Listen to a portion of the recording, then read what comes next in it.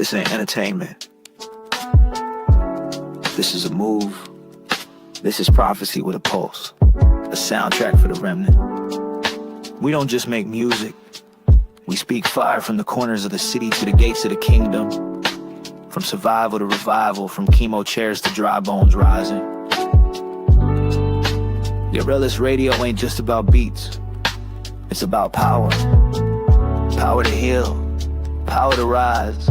Power to remember who we really are. We're street bred, spirit led, anointed with the oil of war and peace. We don't fold. We don't flinch.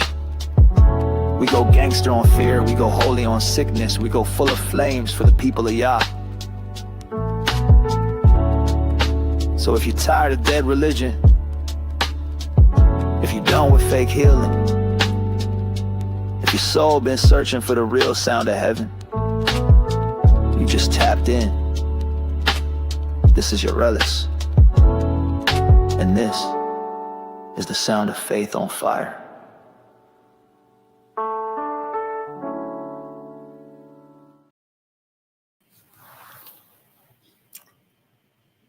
Shalom, shalom, Shabbat shalom. Welcome back to Rooted in Hebrew. Today is, truthfully, it's every day. Something is going to be about your life, and at the same time, we're not even trying to entertain death. When the Most High says, he tells us, he encourages us to separate ourselves, to, remove this out of your life. And as these days go by, what the Most High is speaking upon, we're starting to really understand it. Because now, not only while we're living, we are seeing things come and go. We're seeing prophecies being fulfilled left and right within a short span of time. When that 400-year track ended, it's like the Most High went straight to work. It's like once they 5, 4, 3, 2, 1, the Most High showed up on time, and he started to rectify matters. Shabbat shalom, Sister Linda Cross. I'm glad you was able to make it in, sis. That's how he showed up. He showed up, we woke up. Everything that's about the Most High is affecting us. And not in a bad way. Not in a bad way. When the Most High started to wake us up, there are some things we got ourselves accustomed to. The Most High said, all right, you are still under grace, but you still need to cleanse yourself from this here. And although we may be under grace,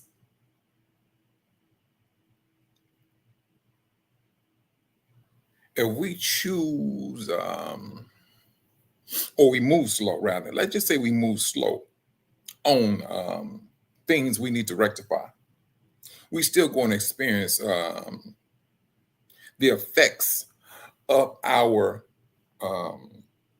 movement when it comes to the obedience of the Most High. Let's go with a small one. I'm gonna say a small command, because truthfully, when we were in Christendom, this particular scripture came in one ear and went out the other. And it is, Yahushua said, do not be overeating, heavy drinking, and things of that nature. Back in the days, we didn't listen to that, truthfully. And 9 times out of 10, all you had to do was look at the preacher. He was always overweight, always overweight, and up on the behind the podium, sweating up a storm, always wiping his face. Shabbat Shalom, brother Cam 2 player. I'm glad it's been a moment, brother. I'm glad you made it in today. But we still deal with the effects of our obedience. We're going to deal with it. We can't do nothing but else to do it. But the Most High, He puts it in your hand. Sister Judy, Sister Cam 2 player. Sister Judy, hold on, Sister Judy. Cam 2 player, that's you. I'm thinking you. What's that brother name? He in not Tanzania. He's in Tanzania. I forgot, but I forgot the brother's name. But I'm glad you made it in, Sister Judy.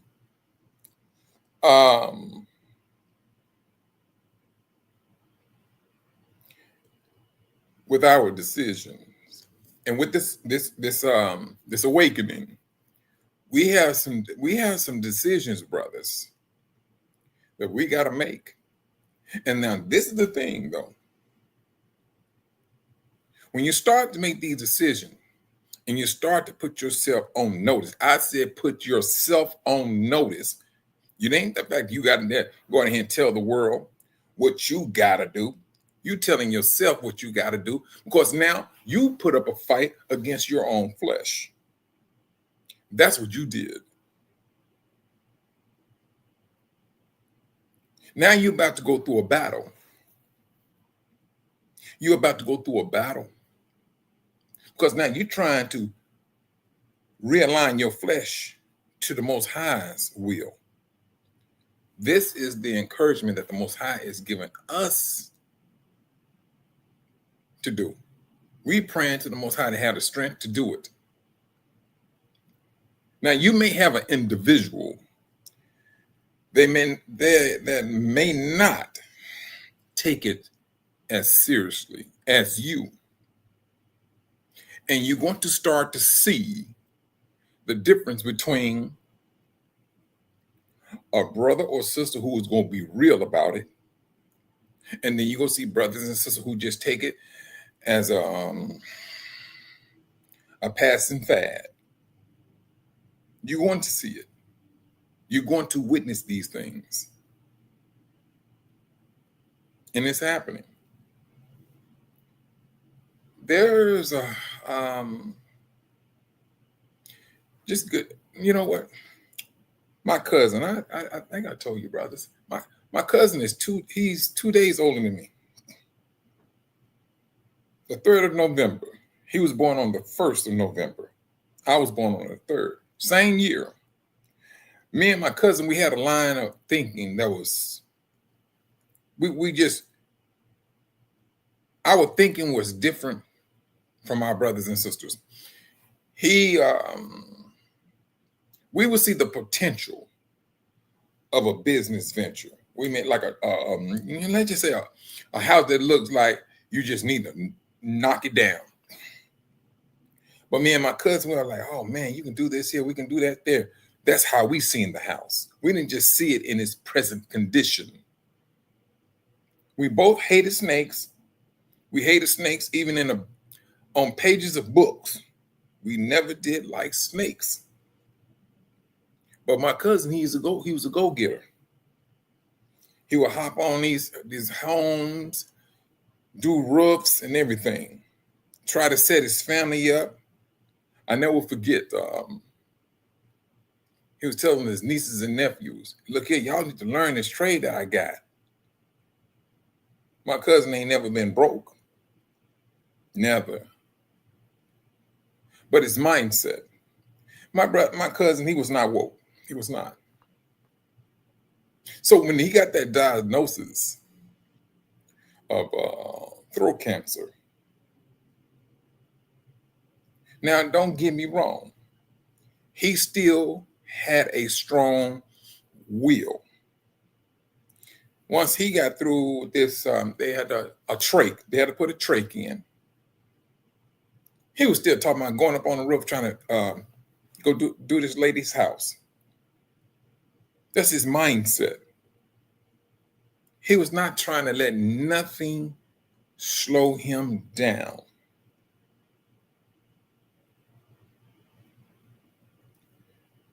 But I'm going to tell you something about the devil. All his nieces and nephews always looked to him because they knew that he was a go-getter. That's how he moved. That's how he got about. But when they started to see his body, the loss of weight, I'm gonna tell you, the devil, he's something else. So my cousin got to a point where he couldn't stand up. So now they're witnessing what the doctor said. We're gonna give him 2 weeks. This is what the doctor said. And I talked to my cousin. I talked to her 3 or 4 days ago. And she was telling me. And she's like the, let me see. My cousin is his sister. She's like the caretaker of the family. That's who she is. And she's the only girl. 3 boys, 1 girl. So I talked to her. And she said, yeah, Mike, they gave your cousin 2 weeks. I'm praying inside my head. And I'm just saying, now, this is for the glorification of the Most High when it's all over said and done.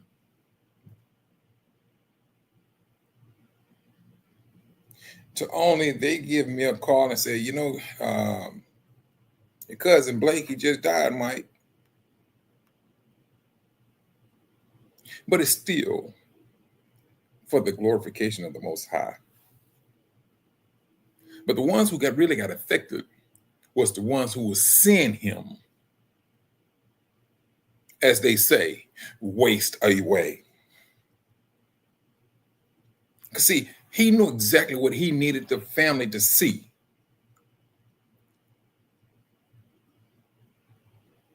That's what he knew. He knew he needed his family to see this. Now, and they seen it. So fear has already, when the Most High tells us, brothers and sisters, that if we have the faith the size of a mustard seed, in so many words, the Most High was saying, you powerful. Thank you. Thanks a lot, Sister Linda Cross.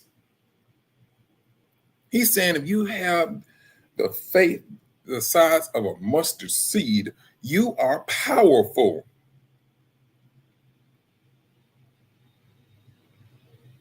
This is what he's saying. But what do the devil do?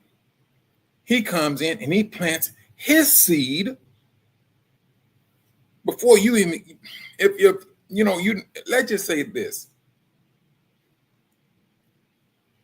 Yah said, my people are destroyed due to a lack of knowledge. And that statement is true down to this very day. Don't get me wrong, my cousin, he was a Christian. But when you wake up to who you truthfully are, and you started to make those changes, because now you come to realize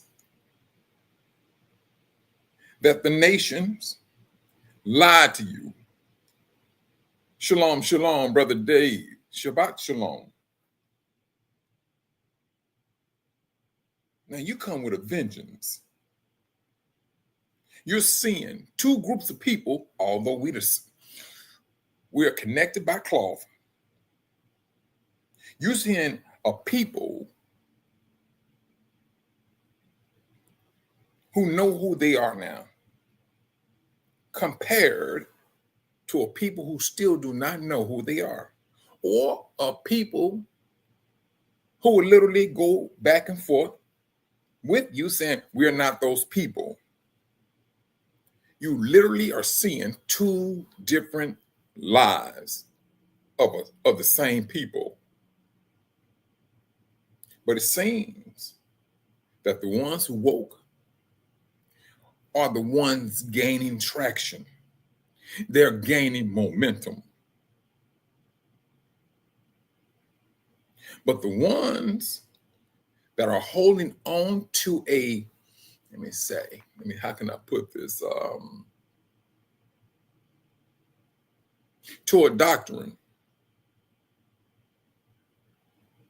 that does not support Yah. That's going to be Christendom. And it does not support the Most High Yah. It will lie on it. And for that, and with this awakening, we're seeing the lives of individuals, two individuals, and we are still related.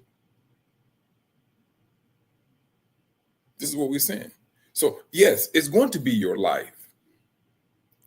And I'm talking about you, the ones that are woke. And we have a strong possibility to not even touch death. It's the size of a mustard seed. The devil is planting his seeds already. Even though, whether you know it or not, he's planting seeds. If you are on this earth, you've seen someone come into this world and leave out in a, whether it's going to be a dramatic way or a way of suffering. That's the devil trying to plant seed or attempting to plant seeds. And truthfully, back in the days,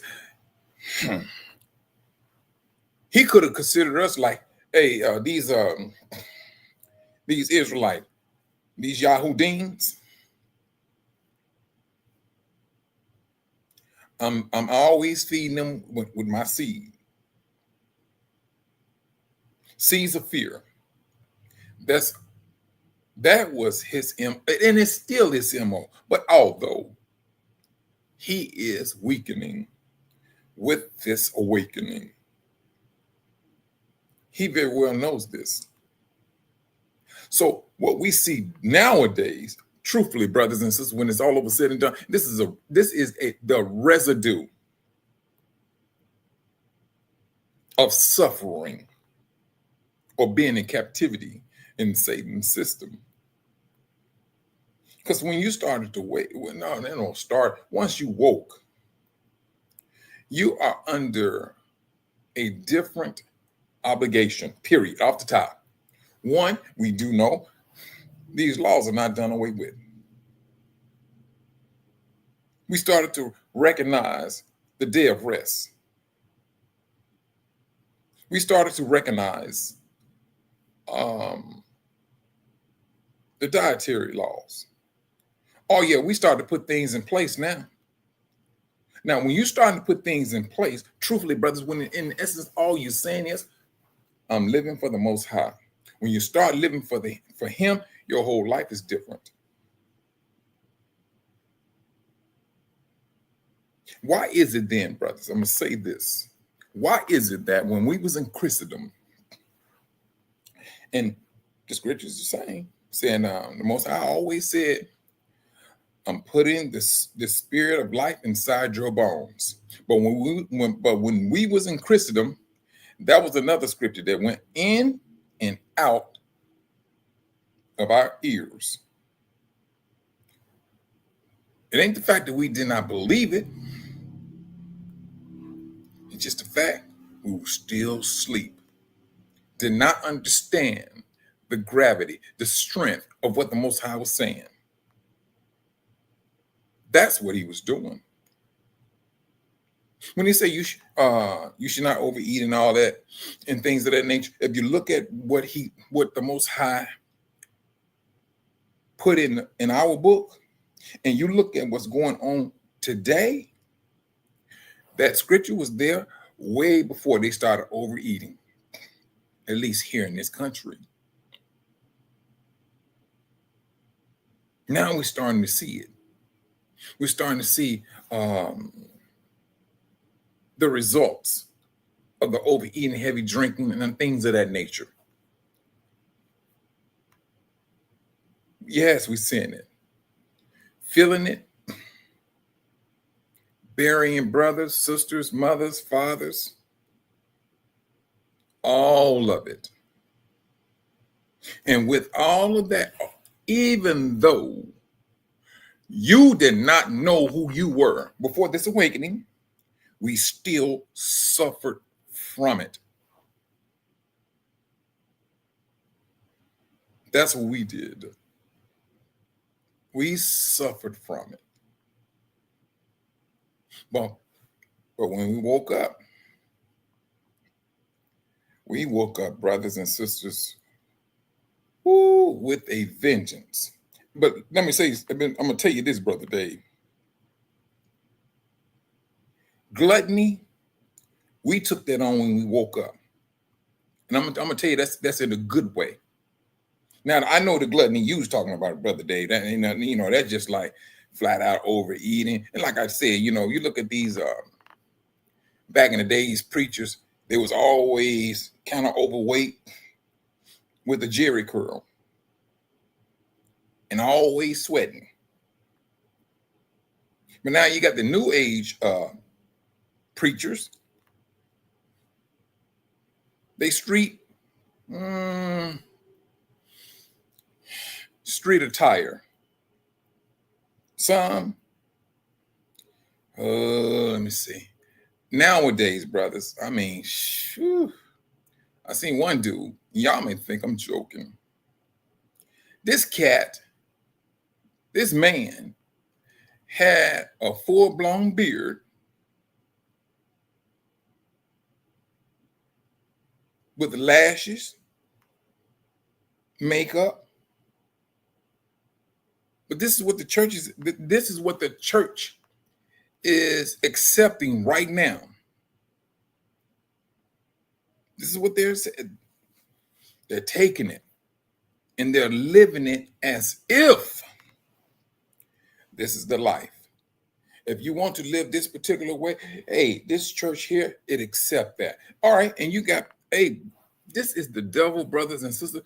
This is the devil. He's taking the flesh and calling it religion. That's what he's taking. That's what he's doing. And then at the same time, using fear against you. If you want to talk about a world that is full of deception, we're living in it. We are literally living in it.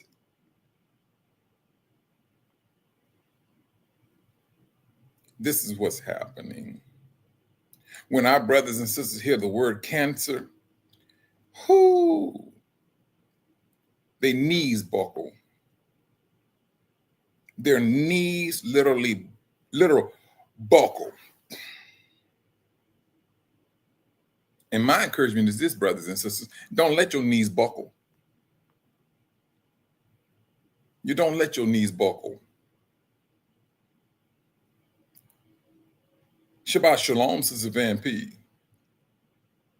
Do not let your knees buckle. They said this, brothers and sisters, you like, take it and do not take it. You speak against it. You live your life to the best of your ability to keep your body clean. The doctor's going to say what they're going to say. And whatever they thinking they're seeing, no, brothers and sisters, the Most High already told you what you have inside of you. But if you do not believe or understand the gravity of the strength that lies within you, Unfortunately, you're going to believe that doctor. You may be a Christian. You're going to take the Most High and put him to that back door off the top. I've seen it too many times. Then they have the prayer visuals. The Most High is still at the back door. He's still there. Chemo, medicine, that's that front door. Oh, I'm gonna eat better. I'm gonna do this here. Please. You can sit up and eat fruits and vegetables and things of that nature, but it's the belief, it's the faith that you need to have in order. Hold on just for a moment.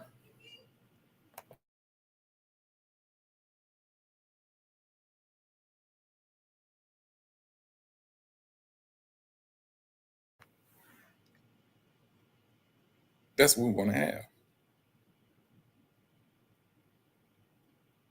That mindset, brothers and sisters, that's the one that's going to save your life. It's what you choose to believe.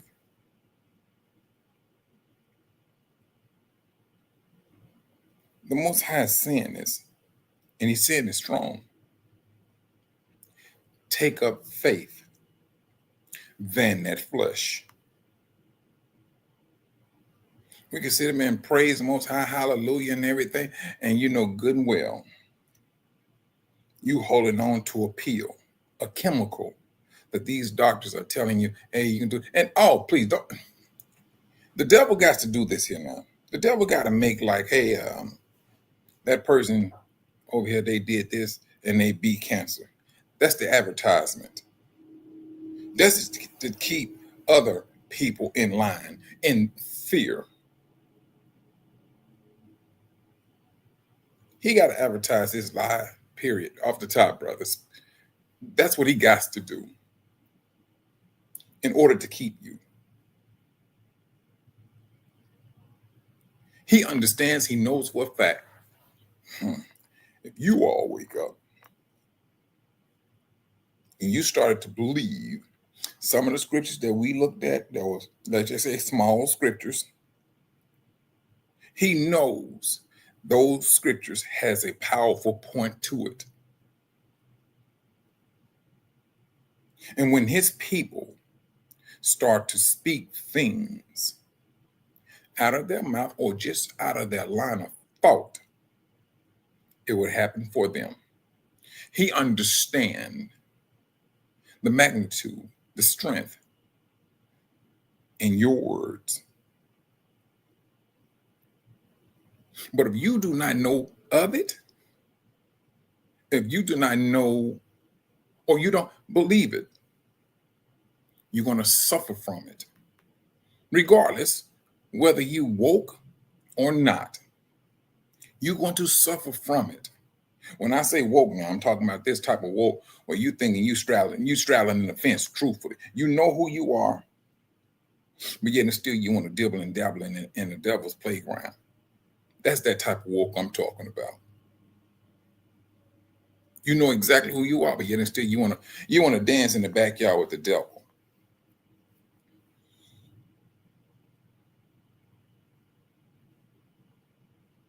I can only imagine how much fear the death of my cousin this day has caused on his nieces and nephew.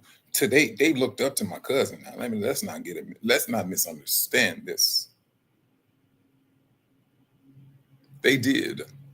And it just was not his nieces and nephews, his own brothers, sister. They knew this man gets about. He call him a hustler. He would get out there, hop on those roofs. And my cousin, as he got older, him and his baby brother, they have this eye disease. Now my cousin, when he couldn't see during the daytime, not that good. Now, his brother, he couldn't see that good at nighttime. But at nighttime, he could put shades on, and I'm talking about his baby brother. He can see.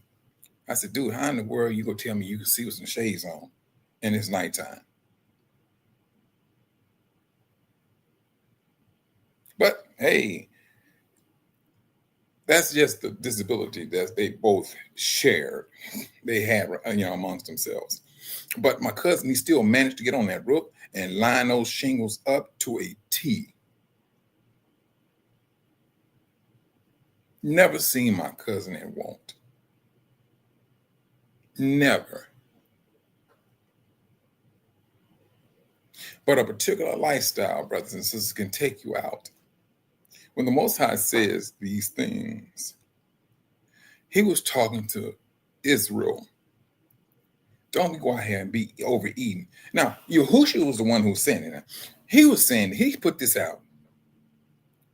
Now, but when you look back and you read these scriptures and you start to take these scriptures to heart, and you start to look at what's going on right now, you start to understand those scriptures has a greater meaning to this generation of people. That's what it has. It has a very strong meaning and understanding for us right down to this very day. You do have some brothers and sisters who's coping with cancer. But the brothers and sisters that are doing it, they align themselves with other brothers and sisters with this awakening. And they start to understand there's strength in socializing with brothers and sisters with that mindset, because you have a source of encouragement. You have a source of strength from other brothers and sisters. Shabbat Shalom, Sister Melody. This is what we have.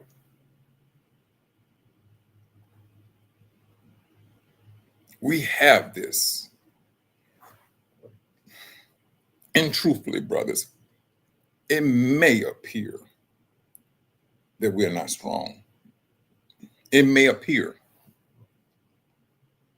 And you may hear of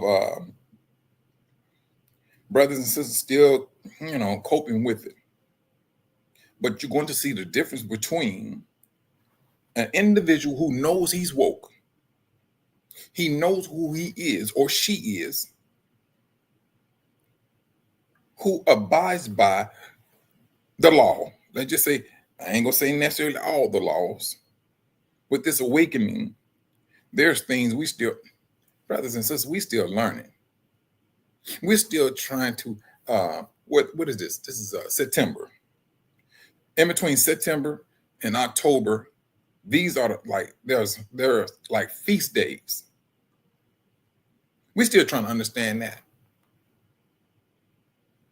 But this is one thing we're doing of our own.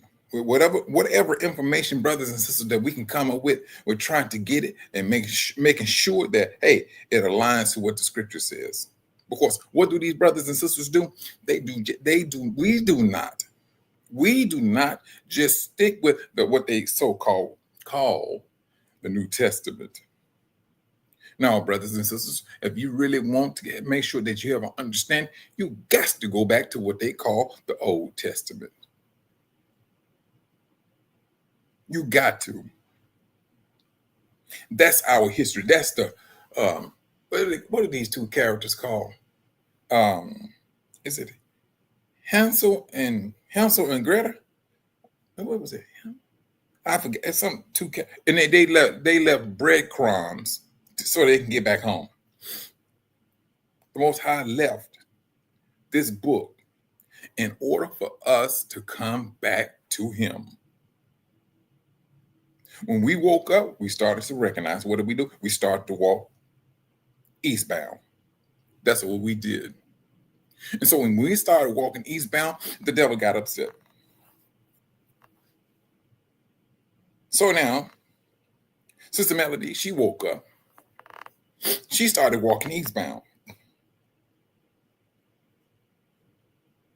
The devil comes in, throws a monkey wrench in her steps, something to disengage her from her path or distraction.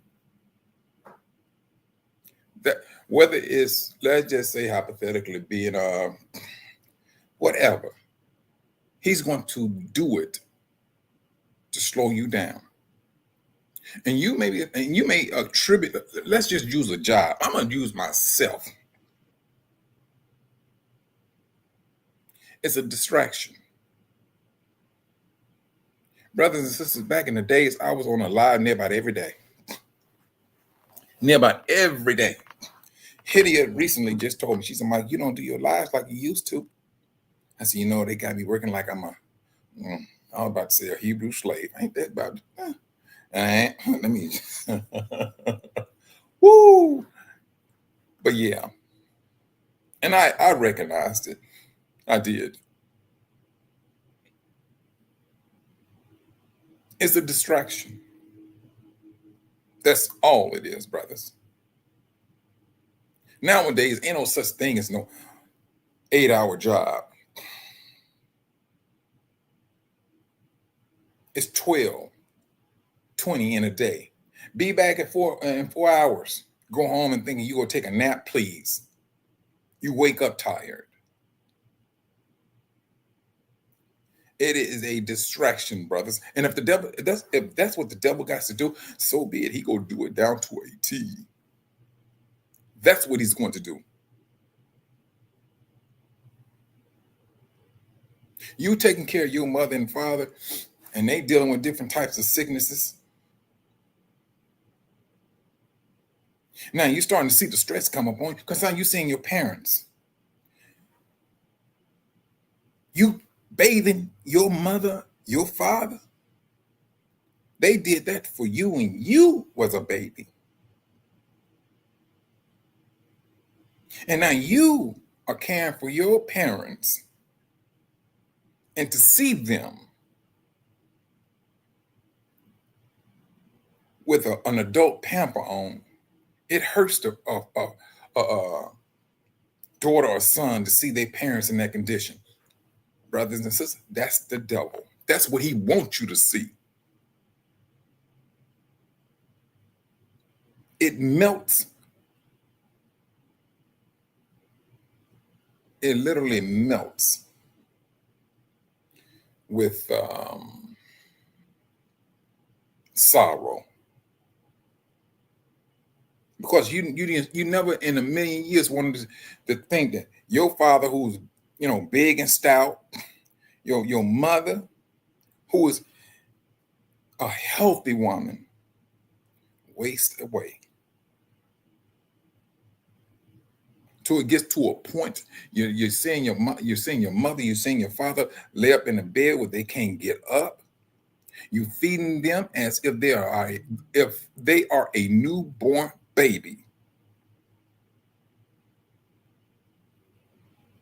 That's the thing that will hurt or discourage an individual. That is the fear that the devil had planted years ago. And so when a son or daughter play back these things in their mind, yeah, brothers, that right there, it can do something to you.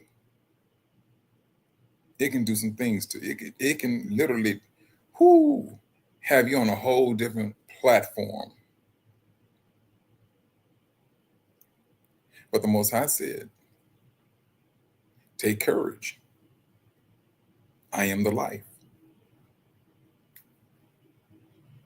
Now you're starting to see little babies coming into the world. And everything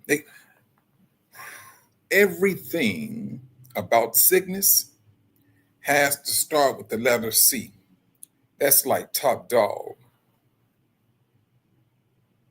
Top dog is cancer.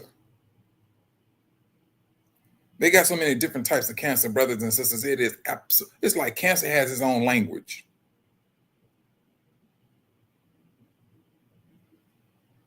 It's made to put in fear.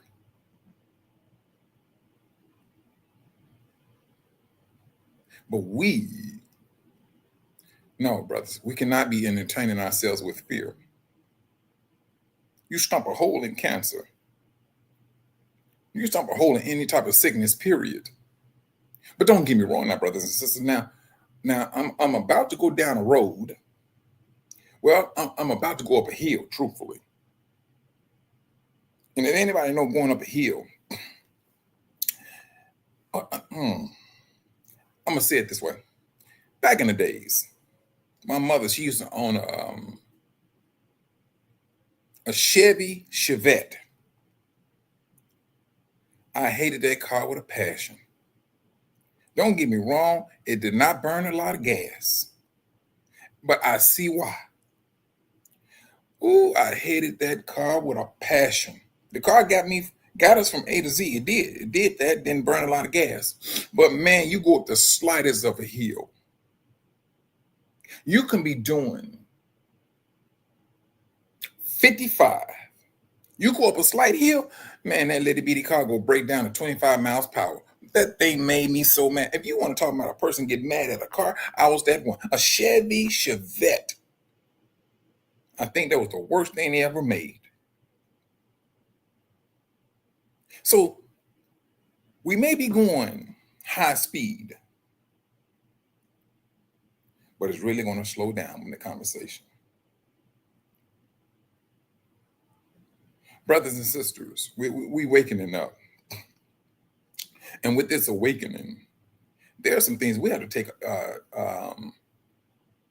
we have to break. If we do not break it, because now you woke, you are literally woke. The Most High is saying different things to you. He's saying, all right, you need to start doing this here. And trust and believe, brothers and sisters, it don't take brothers and sisters on YouTube, TikTok, and all that to tell you what you need to, and the Most High is telling you already. If you standing in front of the mirror and you like, oh, I need to lose this gut. Who do you think telling you that? You think just because you're looking at your stomach that is you?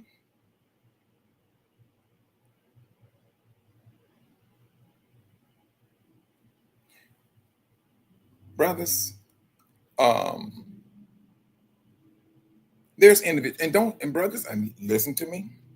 I'm not hounding anyone, because truthfully, brothers, that flesh is not to give it strength, but like the Most High said, the spirit is eager. The Most High broke it down. He said that, but the flesh is weak.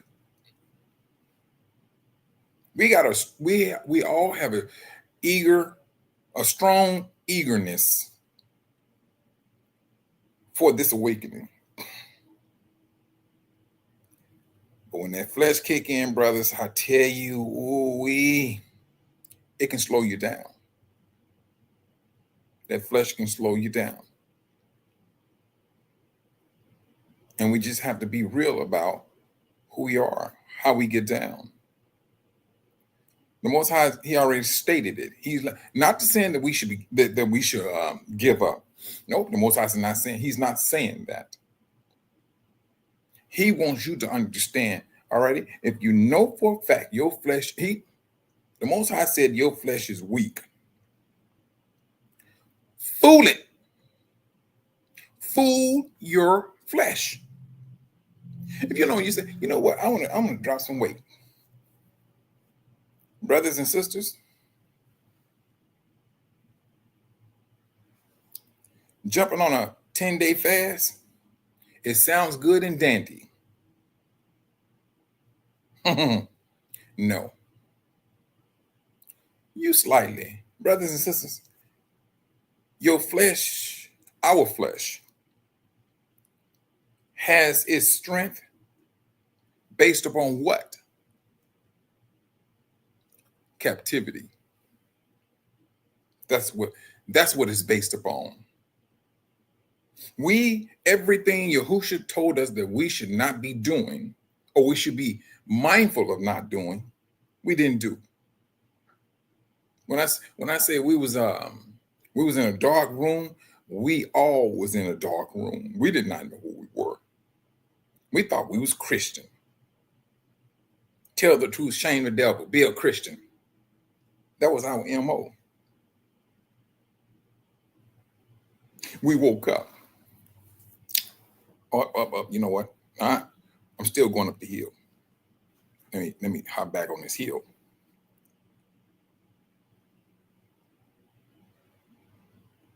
Then, with all of this going uphill, you gotta battle all of that. And it's not easy, brothers. And it's going to be absolutely frustrating.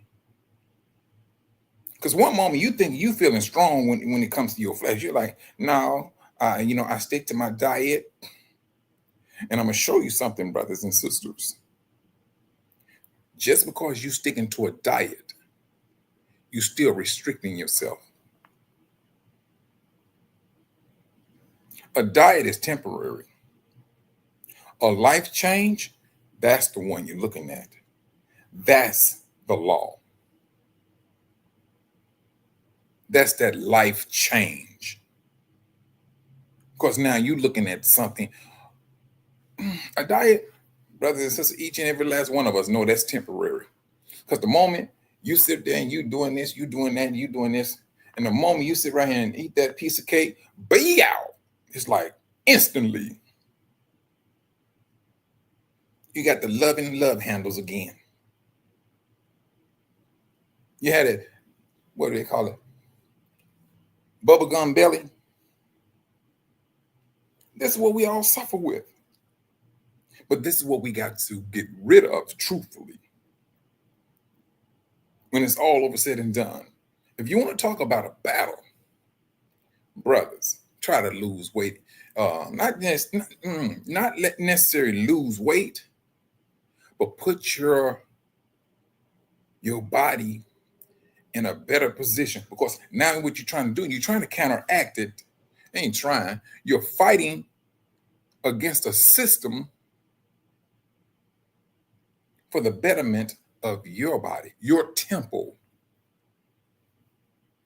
That's what the battle is going to be about. Because our flesh is got accustomed to certain things, certain foods. Now, the things, brothers and sisters, that could be smoking, heavy drinking, you name it, we know about it. And we do know in the long run, you're going to suffer from it. You're going to have some repercussions from it.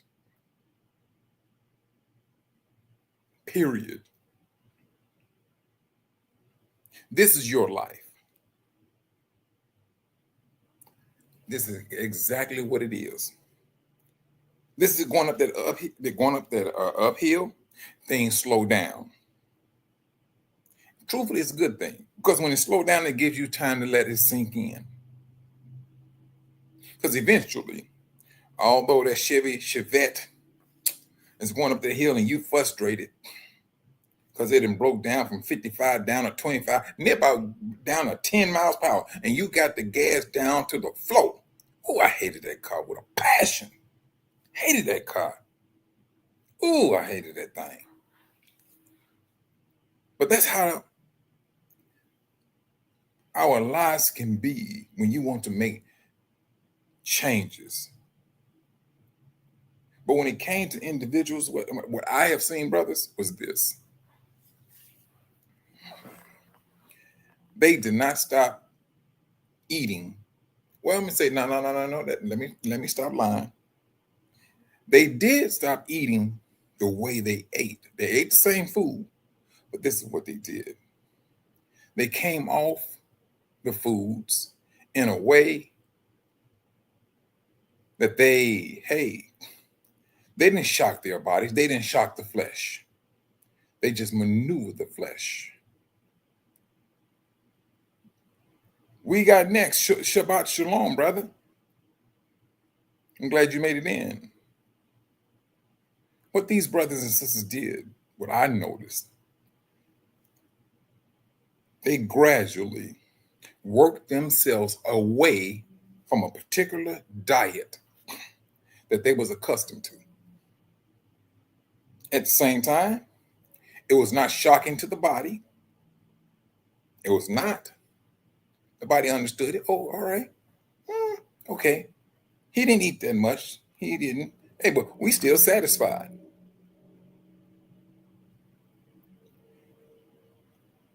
You had that, Sister Melody, you had that Chevy shot citation. Oh, we about to go down memory lane on this thing. Yeah, but I tell you, uh,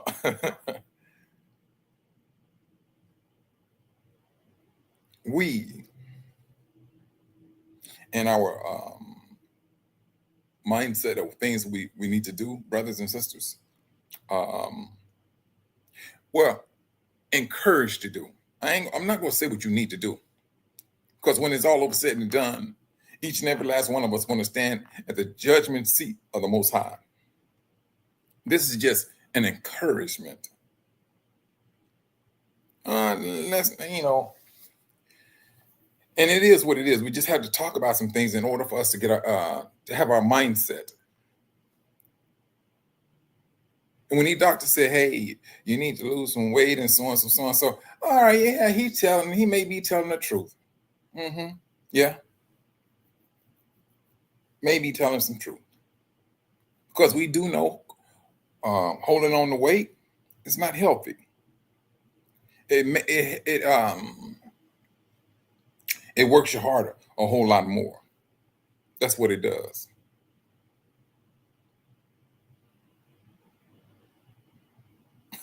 Sister Van P, you had a Chevy citation too? These Chevys are coming out, huh? Hey, look here now. Don't get me in trouble with YouTube talking about Chevy. They were trying to tell he up there speaking against Chevrolet. No.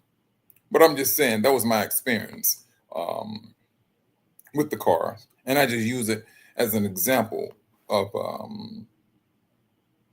how we really truthfully have to look at our flesh in order for us to get over the weakness of our flesh.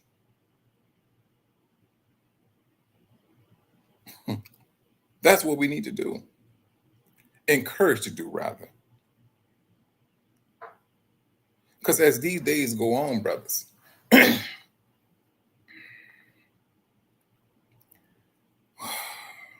we're going to see more and more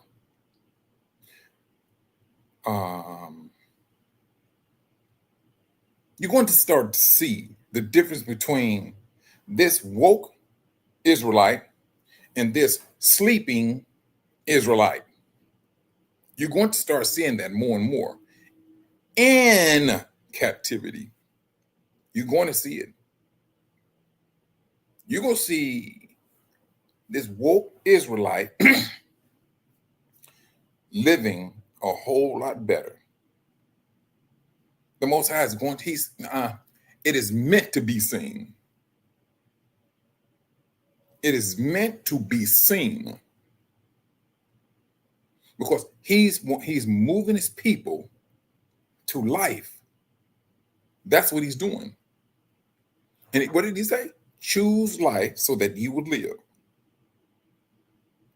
And with choosing life, brothers, there's some stipulations you got. You on that narrow road, and you coming in between two gates, and you notice, brothers, you had to suck up that stomach to get that stomach past that pole. Yeah, you're on a narrow gate. You're not narrow gate. You're on a narrow road. So on that narrow road, there are some things that we have to do, that we got to take the initiative of doing for the temple. Because right now, we're coming out of captivity. And our temple, unfortunately, brothers, It needs a spiritual trimming, and as well as a fleshly trimming too. When it's all over said and done. Oh yeah, the spirit is always willing to do the right thing, but that flesh is weak. You're right, Sister Melody. Yet, you know what? Hold on. You know what? There you go. It is. It's going to be a battle, brother. Oh, ooh, Sister Melody, you just took me on to another one. I was going. It's the last sentence that she said. The battle/struggle is real.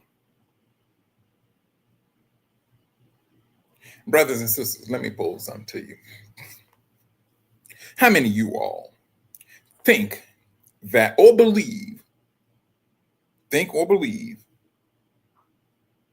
that we will have to continue to fight? Like, how many of you believe that? If you said yes, you pretty much on point. Because everything about us, brothers and sisters, is a battle. Everything while in captivity. It's a battle. What is it? One thing that we all know. If a black person, and I'm just saying a black person, wants to do this or do that, he has to do it. He has to go beyond the call of duty to get it done, to do it better. That's what we did. History has shown this repeatedly, what we always had to do. You got true stories of individuals of color. This is what they had to do. What was that? What's the name of that movie? The three sisters in that movie. They was working at NASA. Hidden Figures. Hidden Figures. That sister that figured out how to work that IBM back in that time supercomputer. Who she walking there with? She walked in there with a whole lot of Israelites. That's what she did.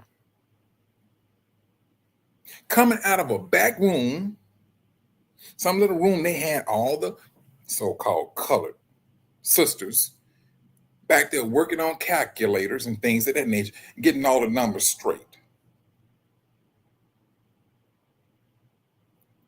Oh yeah, we about to get into some, brothers.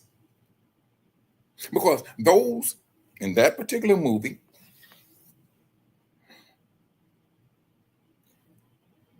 they called us Negroes, African Americans.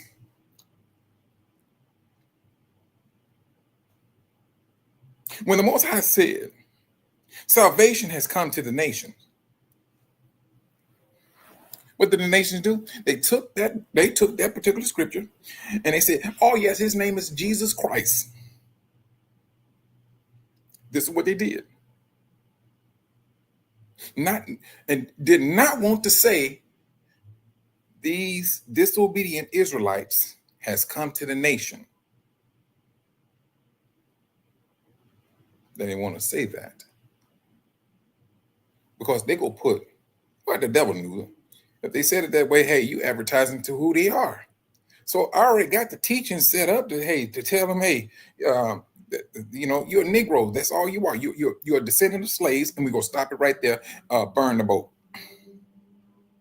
That's what the devil did.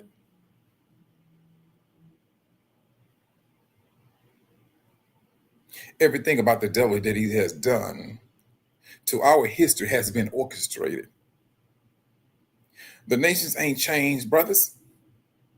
What they was about back then, during Moses' time, Joshua, the judges, the kings, they still getting down the same way. Only time is the one that changed. This time is the worst. Out of all of Israel, this is the worst. Out of all of Israel, we're the ones who battling principalities with an awakening. We're the only ones. This is Israel. The Most High woke up, turned his attention to his people. The Most High woke. You think that we are the only ones who woke? Brothers and sisters, before we woke, the Most High had to wake up himself first. Shabbat Shalom, Sister Linya. He had to wake up first. And he woke up with his attention on his people, and he started pulling them in. That's what he's doing. But then when we woke up, oh yeah, everything became real then. You have never seen a people with this awakening hitting it hard. And along with this awakening, what else came? What else woke up? AI, the nations, the earth. All of this started to wake when the Most High woke us up. Everything, judgment upon a nation, all of this stuff started to take place. And so in order to keep us distracted, oh, what did he do? Oh, family members still had to die from cancer. Because the devil literally had to resurrect death, fear into us again. That's what he had to do. He's trying his best to resurrect death, suffering in the minds of Israel. That's what he's doing right down to this very day. If he got to keep you in sorrow because you lost a loved one, so be it. He'll keep you there. As long as you keep your mind focused on a death of a family member. If he can keep you in tears for 50 years, he will do it. If it can serve as a distraction to keep you asleep, so be it. He would do it. And that's what he's doing right down to this very day.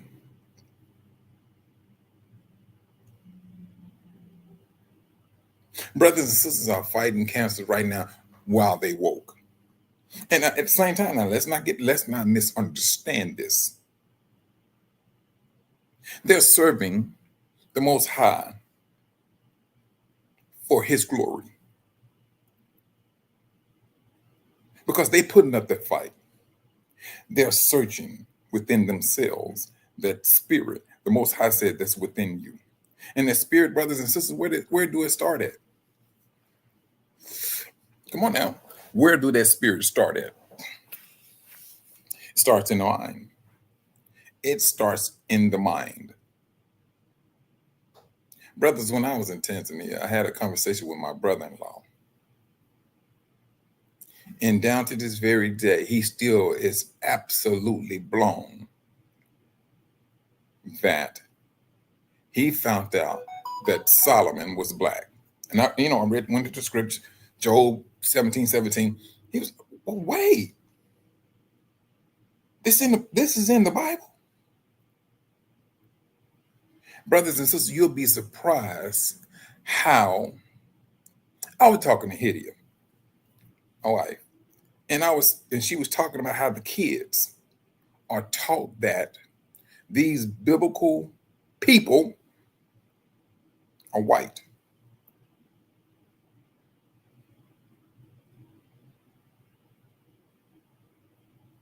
And I said, you know what? The same thing is taught here. I said, now you may have a church or two that'll put up a black Jesus. But for the vast majority of them, no. He a long hair, blue eye, European. Don't even look at the fact that he's Hebrew, European. All of this to keep us distracted. What was it? Psalms 91? being the nations being confederate against us. Brothers and sisters, like I said, ain't nothing changed about the nations. You're talking about going back to at least David's time. This is what they're doing right down to this very day. Still moving about. Only thing about it, brothers and sisters, I will say this. When the Most High came up with the laws, what Israel should not do, where did the Most High get the laws from? Was this something Israel was practicing? When it came to some of those things that was being practiced, that was practiced by the nation. Who was this? Ham. Sodom and Gomorrah, they were Hamites. They was Hamites.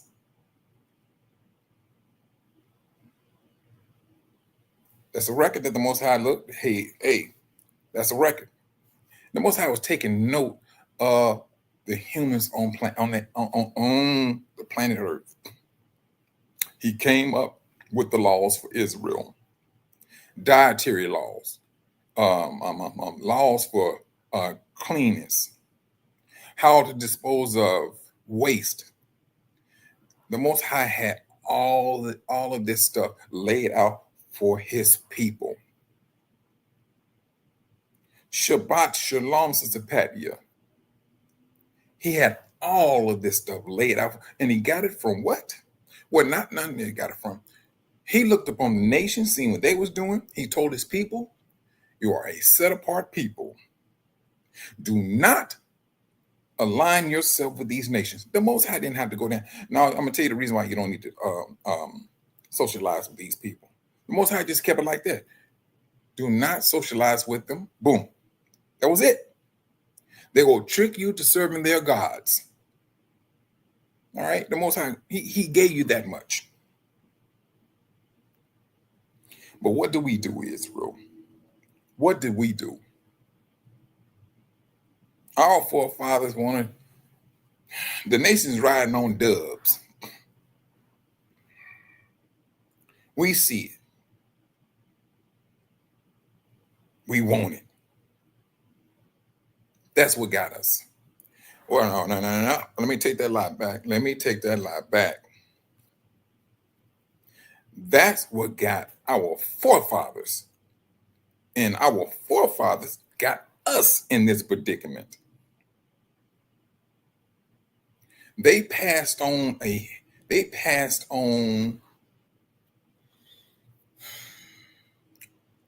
curse on to us, brothers and sisters. When it was all over said and done, that's what they did. Our forefathers passed down to us a curse. So now, brothers and sisters, think about this here. What are you passing down to your kids, your family? Going forward with you brothers and sisters that are woke. What are you going to pass down to your kids, your grandkids, things of that nature? Because now we all know what we go through. We not dancing with the devil. We throwing blows. We cracking jaws. That's what we're doing.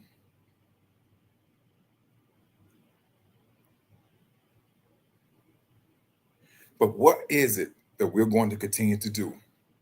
As these days come, and trust and believe, brothers and sisters, these days are going to get stronger. That's a fact. We have the biblical knowledge that the Most High said critical times hard to deal with will be here. That's hard times, brothers, period. When it's all over said and done, that's what the scripture is saying. Are we going to get ourselves so lined up with the world that we forget what's really going on? Yes, we are in captivity. We are. There's some things, brothers and sisters, that hinders us in our complete service to the Most High due to captivity. Shabbat shalom, Brother Kenneth. These are the things that are affecting us in our service to the Most High. But the fact that we have grace, but at the same time, we have a want to. We have a want to do His will, abide by the laws. That's the beauty that the Most High is looking at. You want to talk about, you want to make the Most High heart tear up? Brothers, it's this 400-year captivity, a generation of people that's doing that. That's who we are. We want it. We're fighting for it. As long as we're fighting for it, yeah, we go be in conflict with the devil. This is the whole thing where the devil said, you know what? Yeah, these Negroes done woke up.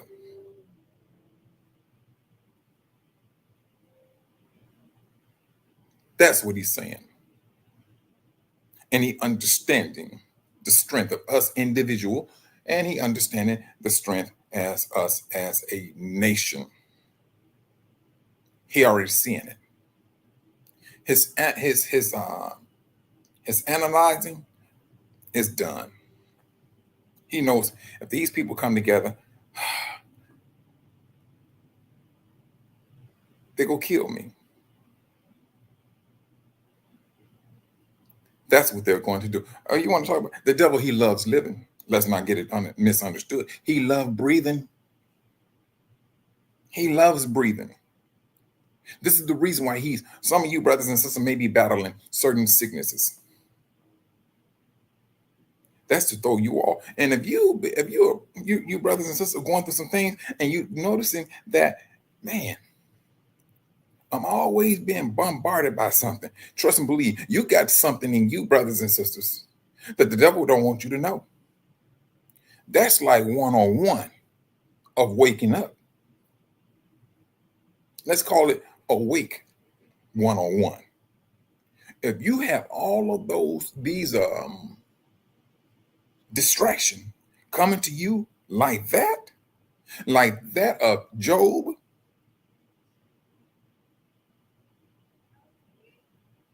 come on now. You got something in you that the devil do not want you to know. It's just a matter of you just stepping back. Why is it that I'm always being bombarded by the devil?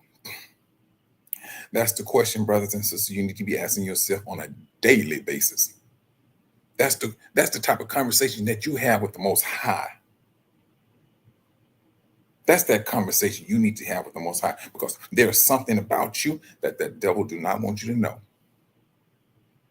And it would appear that there's an angel who wants to show you what you are meant to do. But there's a distraction between that angel and a principality. Those type of battles still happen.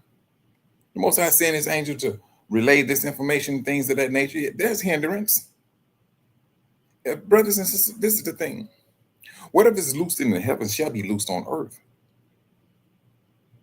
But when the information get down to us, brothers, shit, that's a battle. It's a battle to get to us. But eventually we get to. And when that battle may take on, it may take on to throw you off. It may take a death. It may take sickness. It may take unemployment. It may hit your pockets. And any and everything that the devil got to do to get to you, brothers and sisters, he's going to do it, because you will have something. You got something in you that he do not want you to know. He do not want you to touch it nor think about it. Especially the last thing he needs for you to do is to believe it. That's what he don't want you to do. But those are the things we should be doing. Ask brothers and sisters, for you brothers that's going through some things, ask the Most High, what is it that you need to be doing? You go, oh, listen to me on this one here. He gonna let you know. See, the devil can't stop a conversation with you to the Most High. He cannot do it. That's one thing he cannot do. Only thing he can do is just bring in a distraction. See, brothers and sisters, let's not misunderstand this. Yes, we're going to lose loved ones. We are. But like what Yahushua said, he knew Lazarus was sick. And he also knew that death was the outcome of this sickness that Lazarus had. He knew this. But he did not go to him. But because now everybody looking at him like, wait a minute, hold on. I mean, this is Lazarus. But he died. Yahushua was looking at a bigger picture. That's what he was looking at. A bigger picture. Because the Most High loved Israel so much, Lazarus had to die so that the Most High can be glorified. Did he not? Now, mind you, scripturally speaking, Lazarus was dead for 3 days. Well, okay. Yahushua said, hey, move the rock out the way. Move the rock out the way.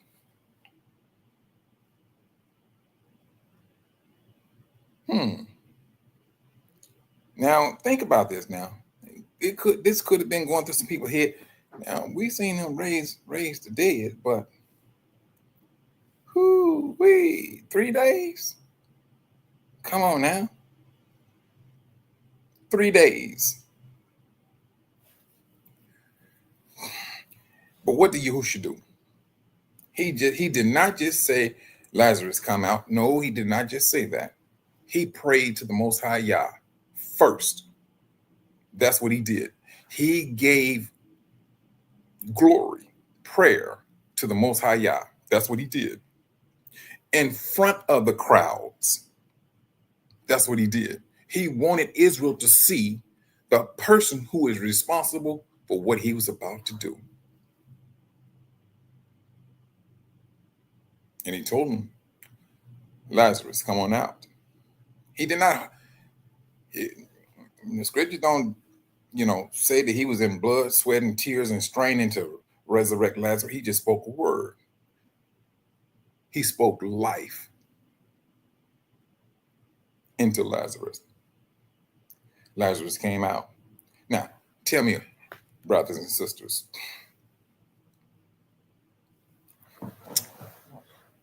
how you feel? Somebody spoke about a resurrection, and you there witnessing it. And it may be your family member. This is not far-fetched, brothers and sisters. It's not far-fetched. It's real. Just like you can look at it and say, death is real, life is too. All you got to do is look at the living. But it's the resurrection that can throw some of us off. We'll be looking at, no, I'm waiting on Jesus.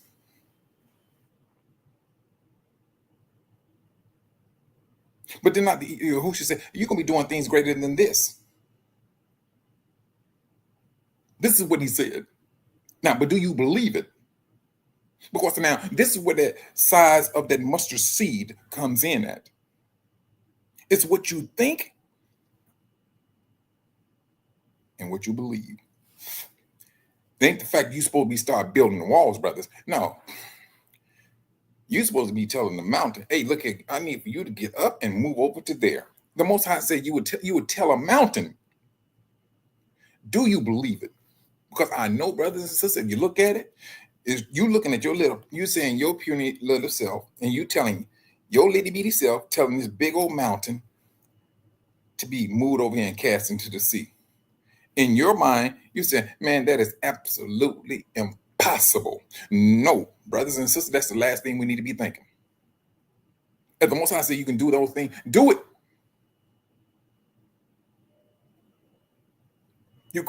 We cannot be cutting off the Most High's hand when he's telling you this is who you are, this is what's in you. You are a representative of the Most High. That's who each and every last one of you are. We're that. And he's telling us what we got. Now, granted, in captivity, yeah, we got slapped across the head, black-eyed, hit in the lip, knocked out a couple of teeth, rather. Some of us walking around here toothless because we got trampled. But with this awakening, the Most High said, this is what's in you. But when that person, and I say when that person realized the strength or his gift, that one person, brothers, all it takes is one. I don't know who it is. It could be Sister Patia. It could be Brother Kenneth. They may have the words of resurrection. And that one person can light a fire within a nation. Because what happened? If Sister Patia, Brother Kenneth woke up to a particular gift, they go serve it as an example to the rest of Israel. Oh, what do you do? They say, believe in the Most High. What he's saying is true. And you start to take that counsel from Sister Patia and Brother Kenneth, and you start applying it. And so from Brother Kenneth, what he says can affect Sister Lenya. To eventually she wake up. She have this gift. Oh, brothers and sisters, that's the one the devil do not want. That's one thing he does not want, because he knows all it takes is one. Truthfully, that one is Yahusha. Now, when it comes to us, this remnant, this awakening remnant, brothers, we are accustomed to what? False teaching. We woke up to who we are. Yeah, there's some things we have to adjust ourselves to. There's some things we have to adjust ourselves to. Some teaching, some thinking. We got to do it. It is a necessity that we adjust our line of thinking to what the Most High said was what is within you. Yeah, I'm going to talk about this because, brothers and sisters, you will hear about me talking about this daily, never daily. Anytime I come on, I'm going to speak these things because I know for a fact. Yahushua said you're going to be doing things greater than what he did. And he died for you. But you're going to be doing things greater than him. Israel, Sister Patia, Brother Kenneth, Brother Dave, Sister Van P. This is what he's saying to you all. You're going to be doing things that will supersede what he did.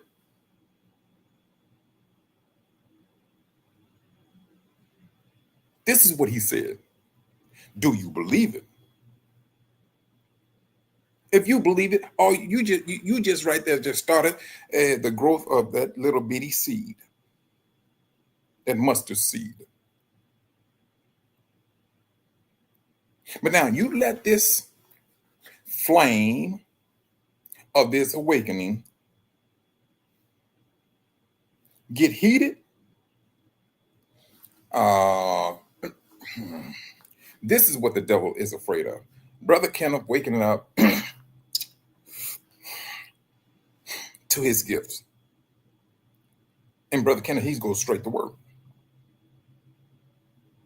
He goes straight to work. He got one, he has the devil's attention. The devil is watching everything about this man because he said, Oh, this Negro done woke up. I mean, he's set aflame. He is set aflame. Some of his principalities can't touch him.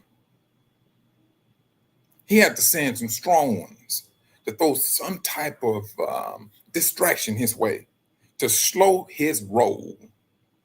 That's what he will have to do.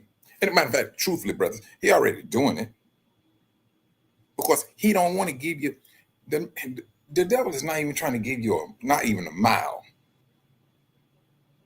He'll give you a mile, you go take 10. So he got to be up on you. He got to, and he's been up on us from day one. But with this awakening, he's up close and personal. That's what he's at. Because he understands your strength.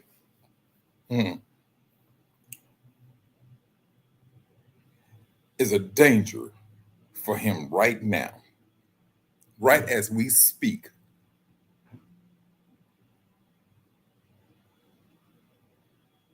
It's a danger for him. He went through history,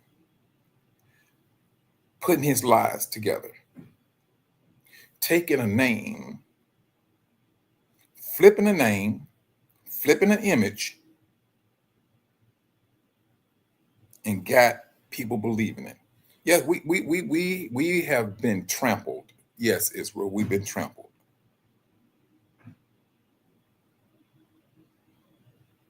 The Most High knows it, but the Most High said, I'm going to redeem my people.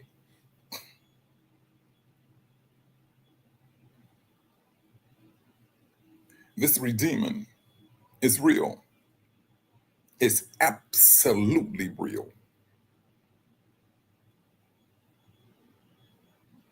The world is looking, and don't get me wrong, brothers, I kid you not, because when you look out and you see what's going on, and I know Brother Dave, he's one when you look out there in the world and you're starting to see us, and I'm talking about when I say the world, I'm speaking about the world. How some of our people, I ain't gonna say us, I'm talking about our people, we know for a fact we under law. The world is living by its flesh. That's what the world is doing. We, although in the flesh, mentally, we are fighting to live by the Spirit. Right now, we've been hindered. This is the thing, brothers, this is the reason I say that the devil is highly concerned because he knows the day is coming when salvation that came to the nation will be taken away from the nation. Now, brothers and sisters, I'm gonna say this now. I could be wrong, and this is just my line of thinking. The Most High said that there's going to be a great tribulation that's going to be put upon the nations, right? And at the same time, the Most High said, I'm going to gather my people from the four corners of the earth where he had drove them off to and put them back in their land. Now, if we take that scripture where the Most High said salvation has come to the nation, that was the transatlantic slave trade to the four corners of the earth. Salvation has came to the nation. Yahushua was the salvation of who? Israel. Now, if you take that line of thought, he came to save Israel. And from that, when Jerusalem, Jacob's trouble, got started with the destruction of Jerusalem in 70 CE, Jacob's trouble started. Jacob's trouble kept on going down to our time. You see how history went through. And you go in, you go through history and you see that the European lands were all ruled by black people. To eventually, they start dwindling down. They start dying off, killing off. You're seeing a change of power. You're seeing the power of the times of the Gentiles. And we're living that right down to this very day. So now, this great tribulation, this see, I just tell you, man, this great tribulation and this Exodus, brothers, I could be wrong. And I say I could because I'm not going to be claiming to be right about everything.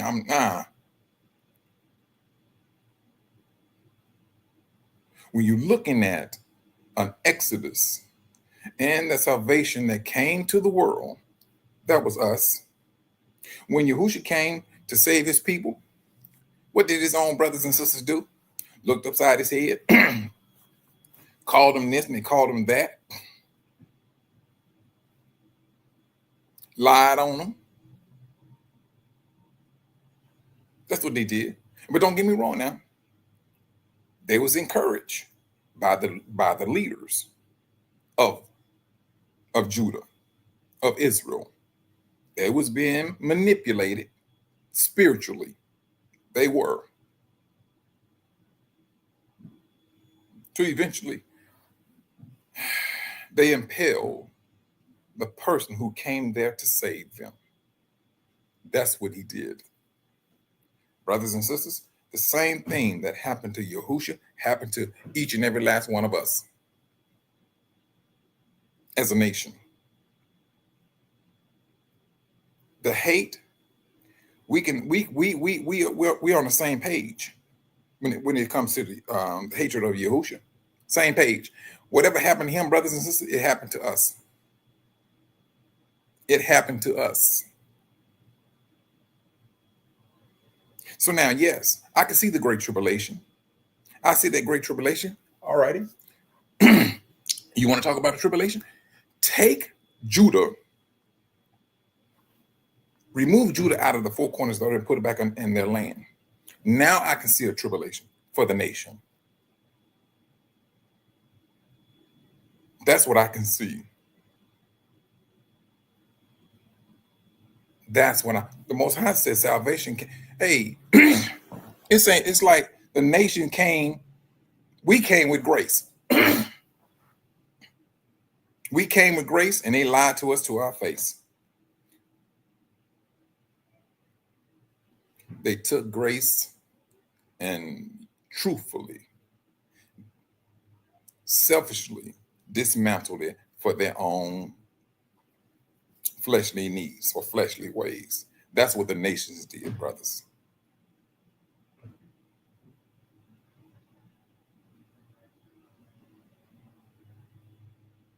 I can see a tribulation starting in that manner, that salvation came to the nations.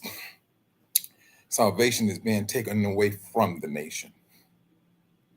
Because eventually, Revelation chapter 12, the devil knows that the moment that we are taken away from his system, he has no more power over us.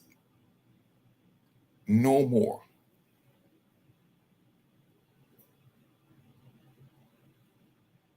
No more. That's going to be a time of healing, brothers.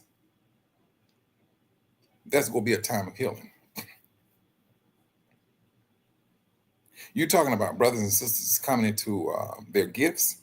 Hoo-wee.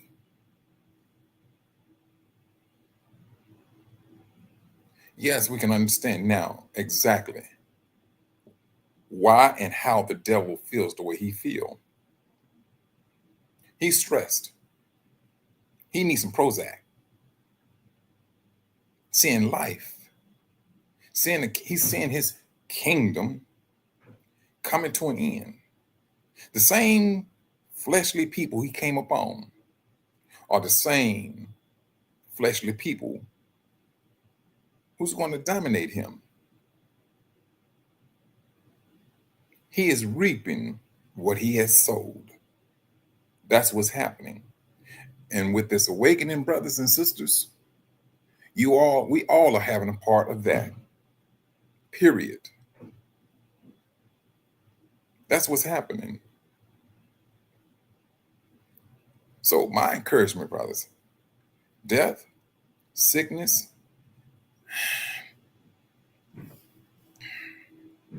yeah, it happens.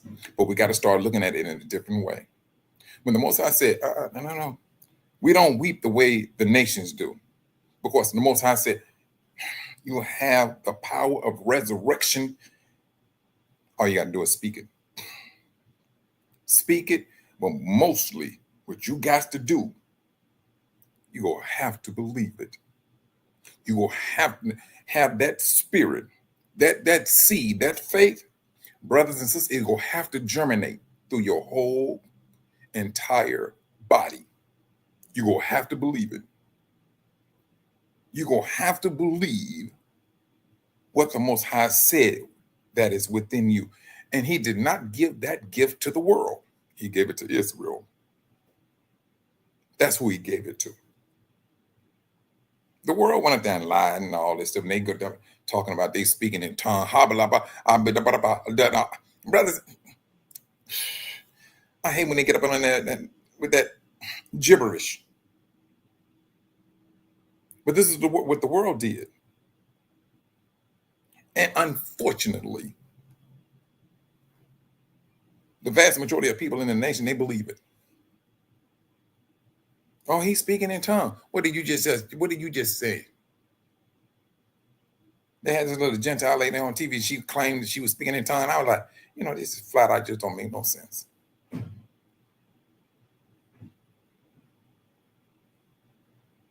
It don't make no sense. But it's deceiving, deceptive, yes.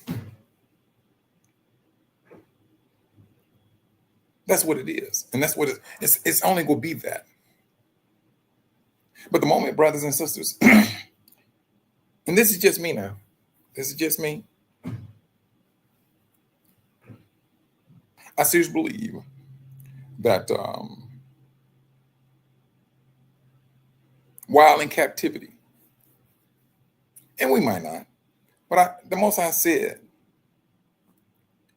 Yahushua said it rather, that you're going to do things greater than this. Now, if you really want to affect the people, let one of his own wake up to the gifts.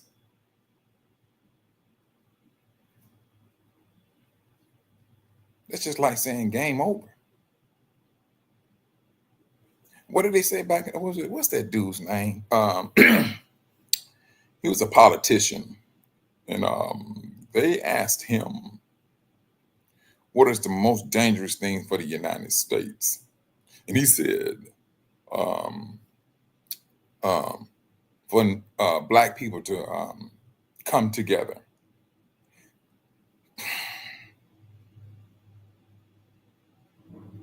In so many words, what he was saying, and scripturally speaking,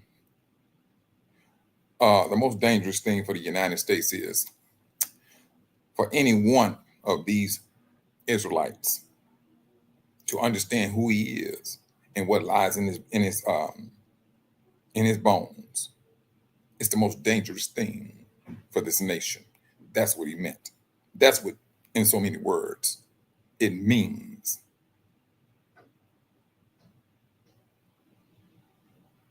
And here we are standing in this particular time. What is this, 2025? Brothers and sisters, I'm still stuck in June. And here we are in September. Good night. Do you know October is next month? The world is gearing itself up for this Deagle report. You got a whole lot. When you have these things over here, they talking about some UFOs going on, um, some radioactive shrimp. It was in the freezers of Walmarts. Brothers and sisters, this is a distraction for each and every last one of us. This is what's going on. Do not be eating, brothers, just for enjoyment. Do not be out here just to be entertained. The entertaining days, brothers and sisters, they long and gone. We're on a spiritual elevation. That's what we're at. And with this spiritual elevation, truthfully, brothers, when it's all over said and done, it is going to be strictly domination. That's what it's going to be about. Because what? We think humanly. We think family.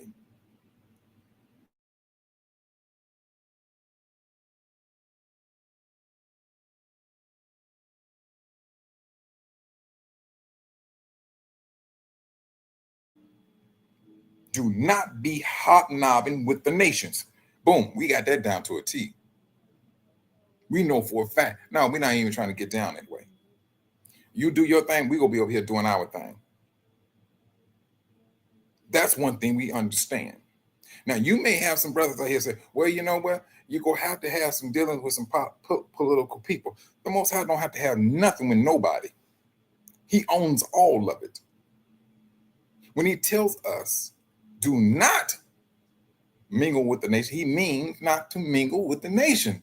You can be respectful. And this is not to say that we out there hating on people.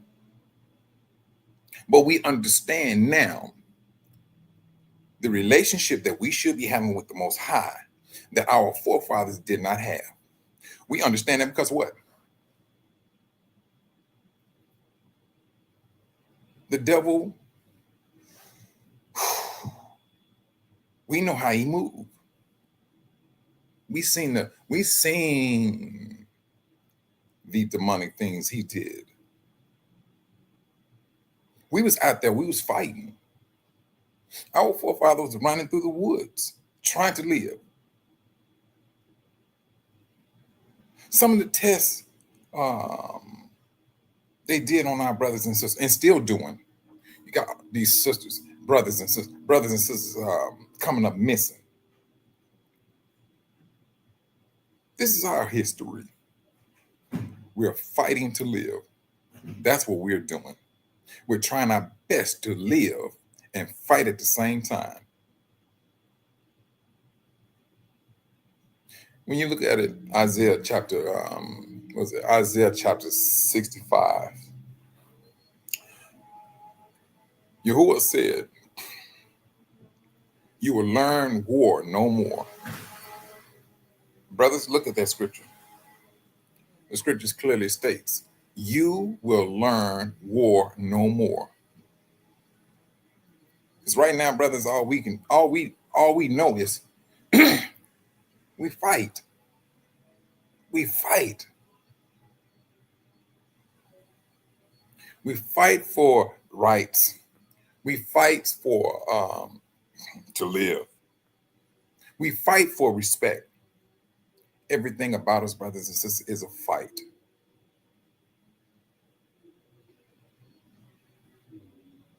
That's all we have ever known was fighting. And if you look at Isaiah 65, he said, you will learn war no more. This is going to be that time to rest. You're fighting to live.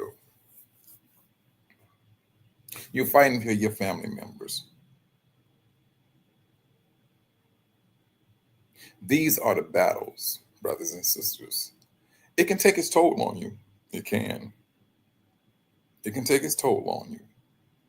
Out of all of this, and brothers and sisters, let me tell you something. Like I said, everything about us is war. You got to put up. You literally got to go to war to forgive. Oh, and brothers and sisters, truthfully, now that forgiveness, it runs deep.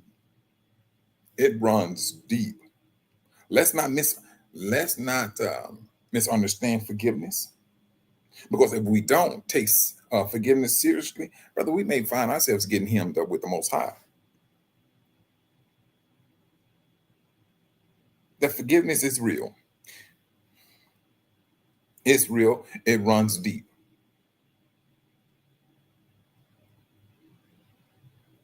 We're gonna have to fight to. You got to fight to forgive. There you go. There we go. You're at war to forgive. You're at war to live by the laws. You are at war against your flesh, brothers and sisters. I tell you, we just got war.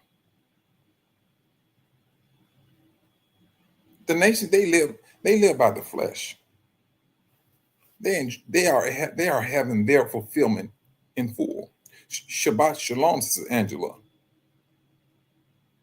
This is what the nations is doing. They enjoying themselves. The nations, they can eat pork and all that. We represent the Most High. Now, there's a stipulation that we have to maintain.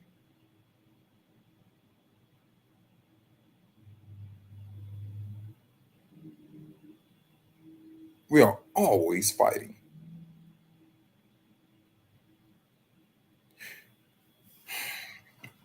Some of you brothers and sisters, I tell you, some of you brothers and sisters, and I knew there was one sister, the night terrors, whoo, was something else. If the devil can get that fear in you from a night terror, oh my goodness. The sister was, some brothers and sisters are scared to go to bed because they're tired of it. It's, the fear kicked in. But when they start to understand fear, they're starting to understand. I should not be having fear. Pray to the Most High and things of that nature. Do what you're supposed to do. Shabbat shalom, Sister Zenobia. They understood it.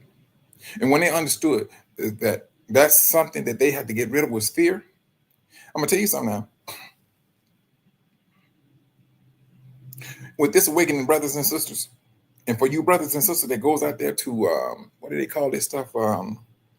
Garage sales, and you go in and pick up some whatnots and buy things from different people and things of that nature, at home. Brothers and sisters, be very careful on that. Because you don't know what you're buying. You're just going from one, somebody's garage. They got a garage sale and things of that nature. Be very careful. Be prayerful, because you don't know what you're bringing home. You do know. You want to know what you're bringing home. You're living in a wicked world, and the devil knows exactly who each and every last one of you are.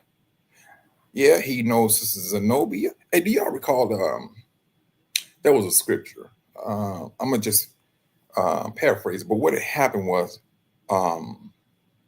there was the demon-possessed woman, and I think it was dealing with Peter or Paul, and the devil kept on saying, we know who you are. So eventually the disciples turned around and told that demon to come out of her and to shut up. That's what they told him. So when I say that the devil, demons, they know you. They know Sister Angela. They know Sister Patty. They know Brother Kenneth. They know Brother Earl. They know Brother Dave. They know Sister Van P. They know exactly who you are. It ain't like you hiding off in the cut or nothing. They know exactly who you are.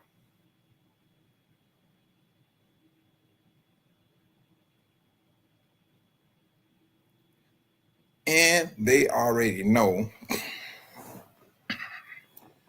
what your gift is. They already know that. That's one thing they do know. And so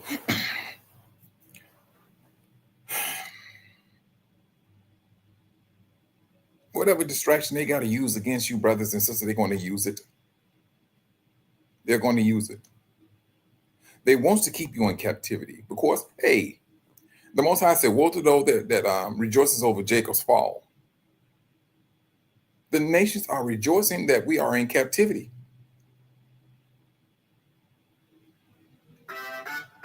They are enjoying this. That's what they're doing.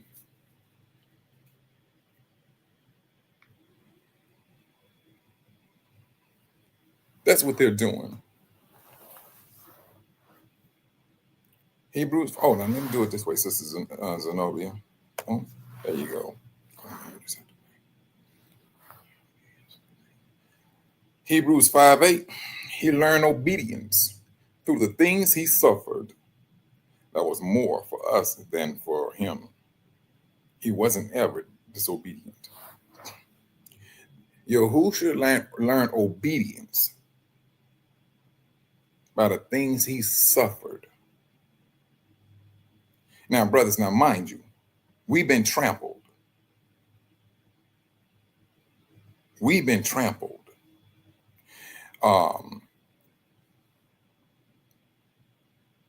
You take a trampled nation.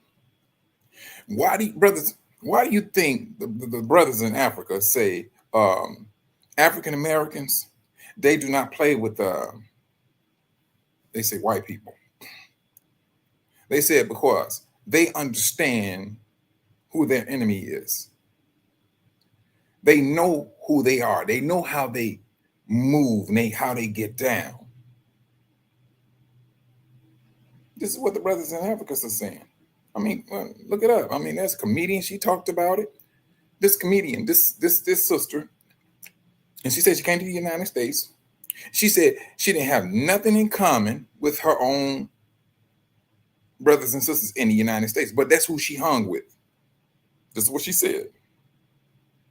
And so she was in front of this white audience, and she was saying, if you, Europeans, do not want my brothers and sisters to come to your European lands, tell them who you are. This is what she was saying. Tell them. She went on to say, African Americans been saying it, who you are, and they are correct. This is what she went on to say. If you do not want my people coming to your land, tell them who you are. But why does the world, well, I ain't gonna say they keep it on the hush hush. History is bringing it out because, I ain't gonna say history. The Most High is bringing it out because he said, whatever was done in the dark shall come to the light. I don't care what it is, brothers. The Most High said, whatever the world has brought about in darkness, the Most High is going to shed light on it. And it's going to be beaming. And everybody go understand it. That's scriptural. That's biblical. That's a prophecy that's happening right now. We woke up. Oh, now we understand how they went in and painted their own picture.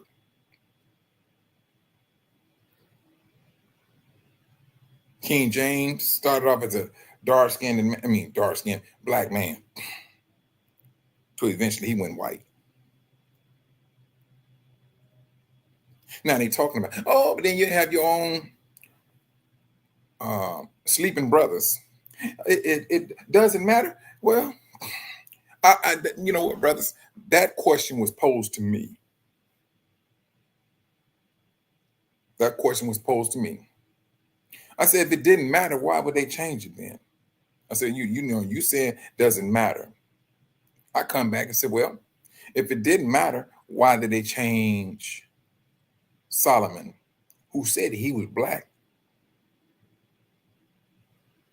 made him white? David was a redhead. I mean, and if the system won't go on, guess what? David will be an what do they call these people? What do they call them? The redheads. Now they're supposed to be Negroes now. What do they call it? Irish.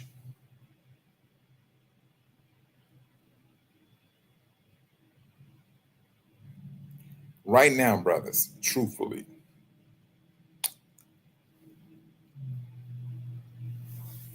African Americans, you got some that say, I'm an American.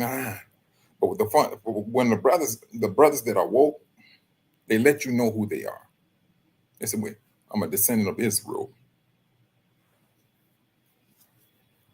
And we stand on it.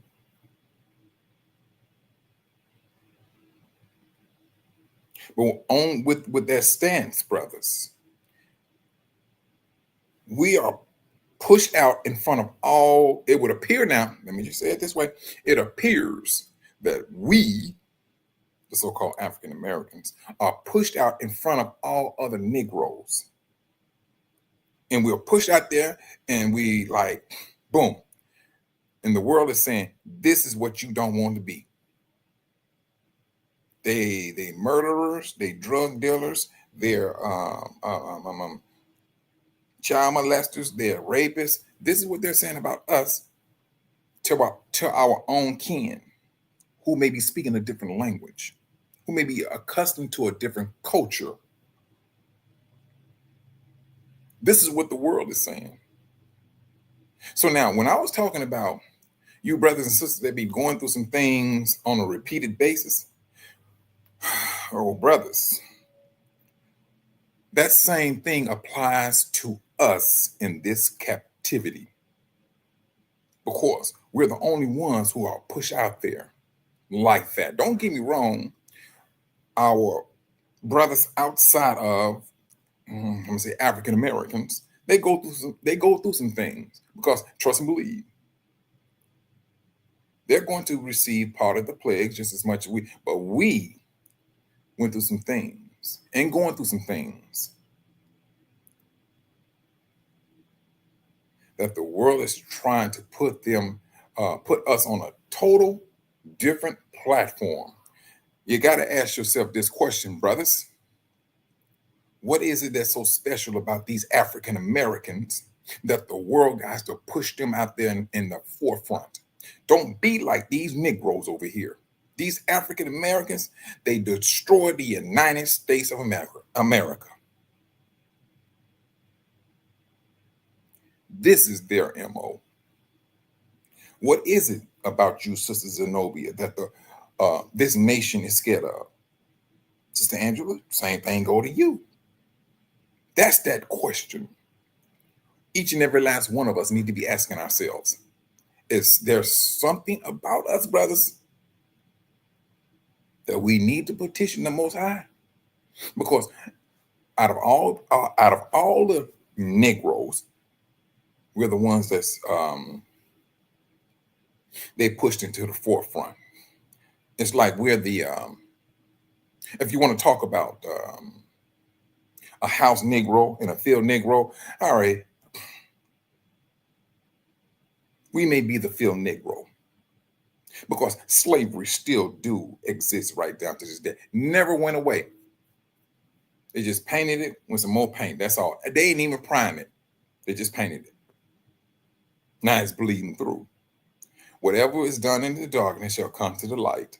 I don't care how much paint they put on it, brothers and sisters. It's still the truth is going to come out. And he keeps on, Sister Zenobia. Hashatan is that one.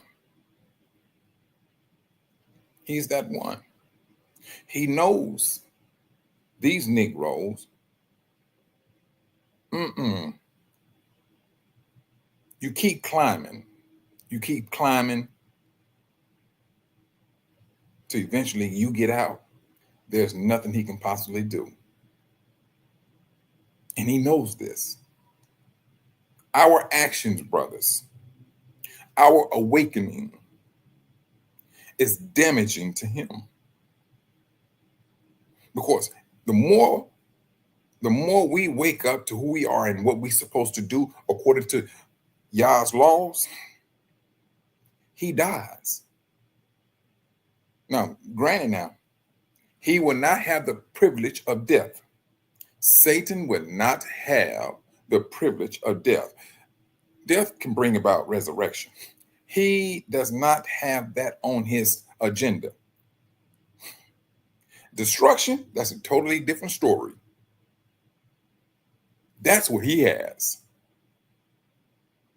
We experience death, we have a resurrection. He don't have that. No, he can't. He don't have that privilege. And a lot of the nations that rejoiced in Jacob's fall, they're going right along with him, and they're going to that second death. And there's no resurrection for that. There's no resurrection for that. They hemmed up because they are enjoying it. And brothers and sisters, if you want to talk about the nations that are enjoying, go to Africa. Oh, matter of fact, you could be here in the United States. For a vast majority of you brothers and sisters, living in a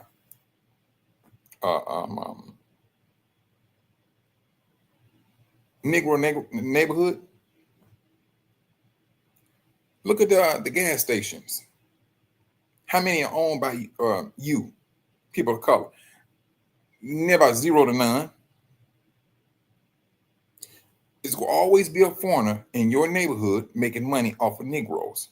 They know for a fact if you want money, and I don't care how poor you may be in the United States, they're going to be in your neighborhood and they're going to make money off of you.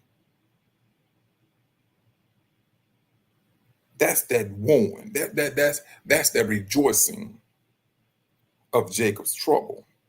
Most I said, woe to those nations. Like you have these certain restaurants that they're going to. I'm gonna just say black neighborhood. They sell the catfish, the shrimp. You can only imagine what restaurants out there always promoting this. They know this is that when the Most High said, "Woe to those nations that rejoicing is Jacob's fall." And it's a lot of them, brothers. You want to talk about a people very disrespectful to our people? I mean, well, we can all go down that hill. All of them.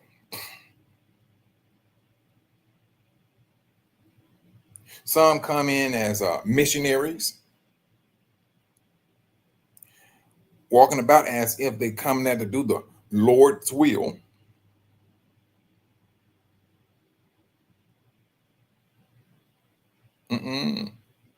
This is what they do. This is what they practice. And it always boiling back to what the Most High said thousands of years ago, when he was telling his people, you do not want to be like the nations. They didn't listen. Yahushua came on the scene and was desecrated. Just like, this is how you treat your brother. This is how you get down. And then what happened?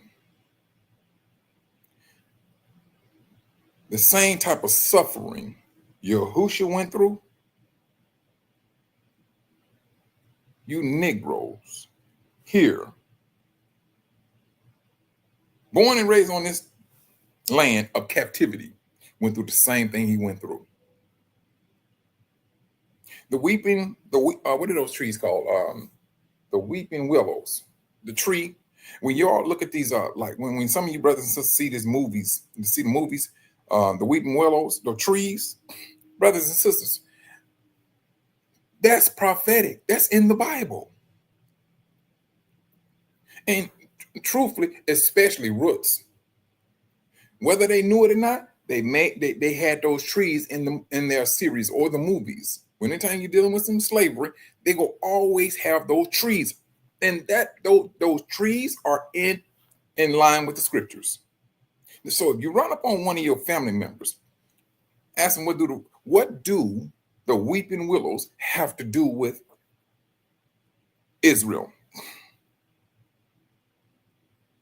See, history, well, entertainment, well, we'll call it both.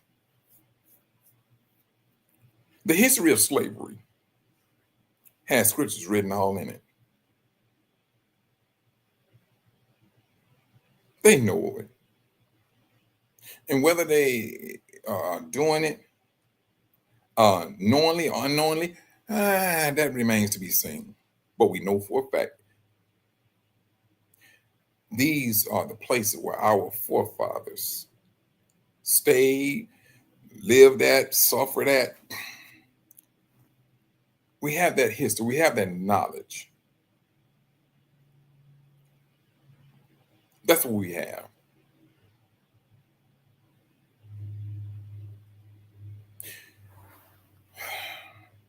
But brothers,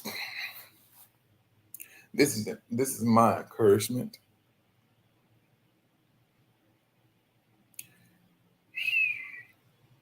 The Most High is woke. Now, you want to talk about a people that he's about to direct, like he did in Egypt, brought them out with a mighty hand. We're right there at it. This is where we stand. This is what we're experiencing right now. We're seeing these things. You brothers and sisters that are dealing with sicknesses, speak against it boldly and with authority.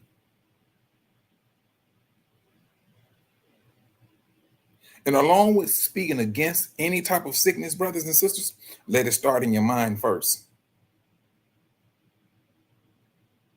It's always going to be mind over matter. Because whatever you let matters, brothers and sisters, that's where your strength is going to be. That's where your strength is going to be. If you're always talking about that mustard seed and faith, and that's what your mindset is on, yes, trust and believe it's going to germinate. It's going to take root. But if you own, let's just say, you're gonna know a person, brothers and sisters. When you got a person that's always talking about money, that's what's in his heart. That's what's in his heart. So whatever you always play in your head, brothers, and it affects your heart, that's what you're going to give birth to. It's going to germinate. So be mindful of what you plant. Be mindful of what you plant. The Most High is telling you right now what we need in order to survive, what you need if you really want to put the nations on blast. Wake up. Wake up. That strength that's already within you. Put them on blast. When they start seeing, oh, wait a minute. Now, I know these Negroes one time can jump over. They always was jumping here and running there. They did this, they did that.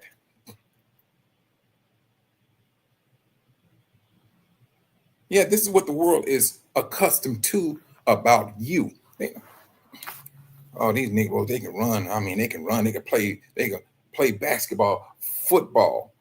Oh, and Shabbat Shalom, Brother Robert.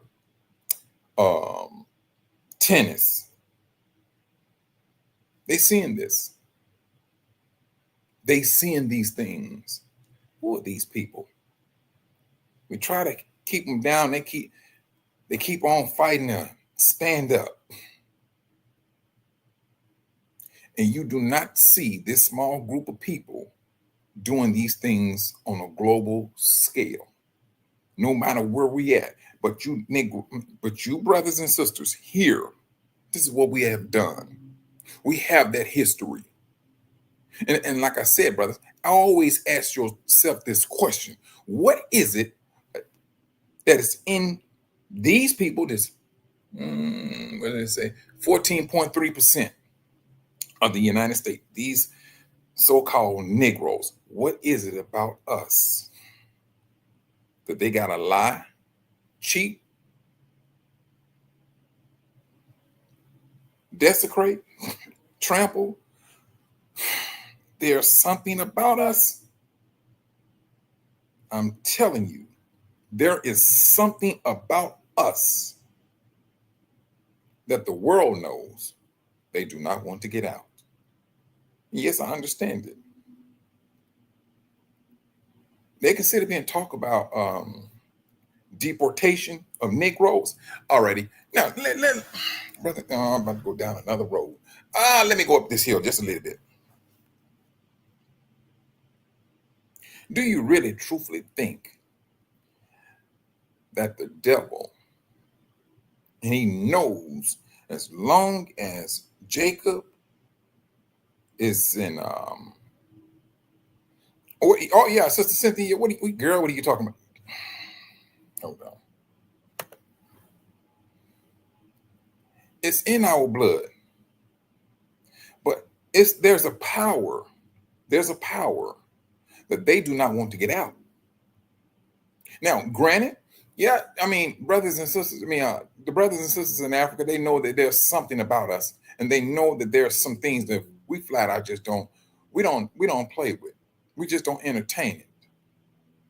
We don't bow our heads down as if we living during the 30s and 40s. Those days came and those days went. This is what this country is trying to bring about. They want that fear.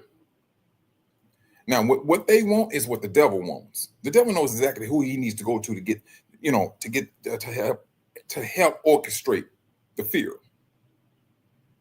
All right, yeah, we hear about the brothers, the truck drivers being hanged from trees and everything. That's that fear.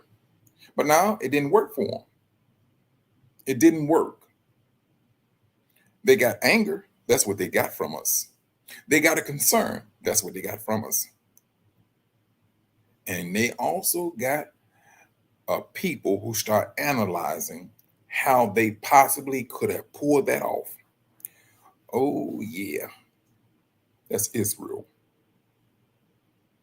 They understand. In order for you to get that brother in that position, he had to be in cuffs. And I'm talking about every last one of them.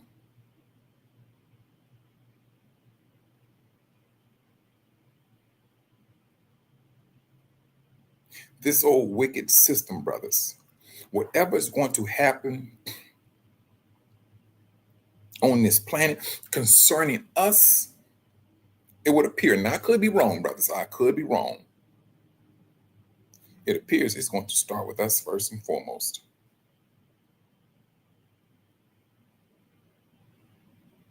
There's something that they are absolutely terrified of. And I think they got a hint of it. What was it? Last year when Trump came into power, they got a hint of it. They seen that these people woke up and they figured out, oh, we do have a power. We're not gonna vote. And along with that, you start to have brothers and sisters that started to wake up. You're starting to see brothers and sisters denouncing religion because now they got into it. They got into religion. They woke up and they got tired of being in fear, saying that they're going against God Almighty. They start studying the Bible, and they come to realize, oh, religion lied to me. And I'm talking about family. We ain't just talking about no individual. We're talking about families just waking up. They having these conversations now. That's the Most High. That's the fear of a nation. Yeah, they can talk about what do they call it? Reparations. But do you think, brothers, if the devil knows his life, truthfully, do depend upon us being in captivity? Period. His life depends upon us in captivity. Revelation 12, he knows exactly that these people, Israel, will one day be gone. That's who we are.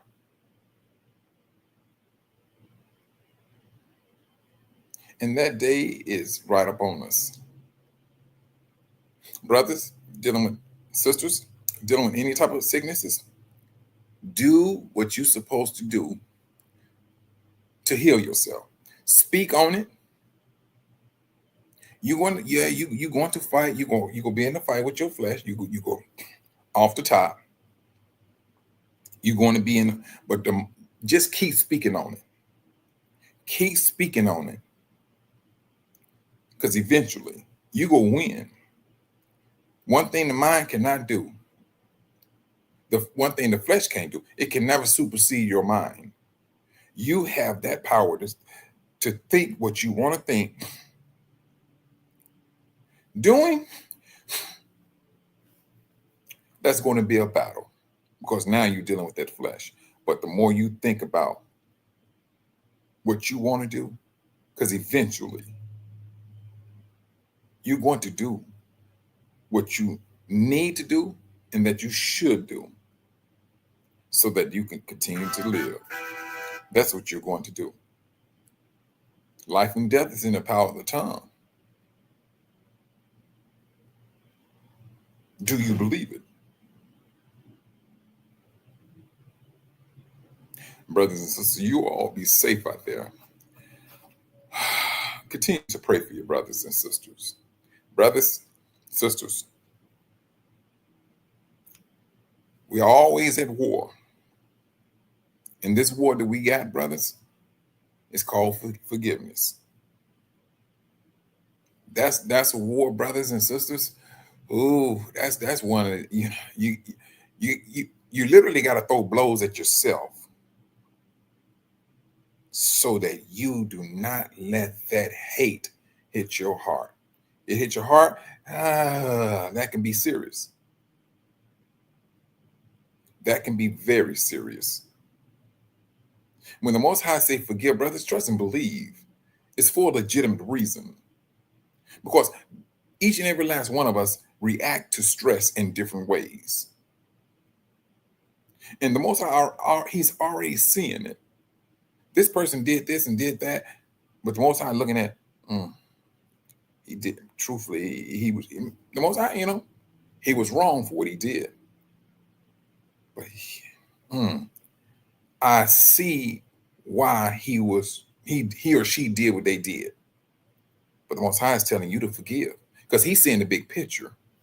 You may not see the big picture because you was the one who's offended or afflicted by what this person did. And brothers, this is not to sit down there and shoot anyone down as to what happened to them, but it's the forgiveness that the Most High is telling us that we should do.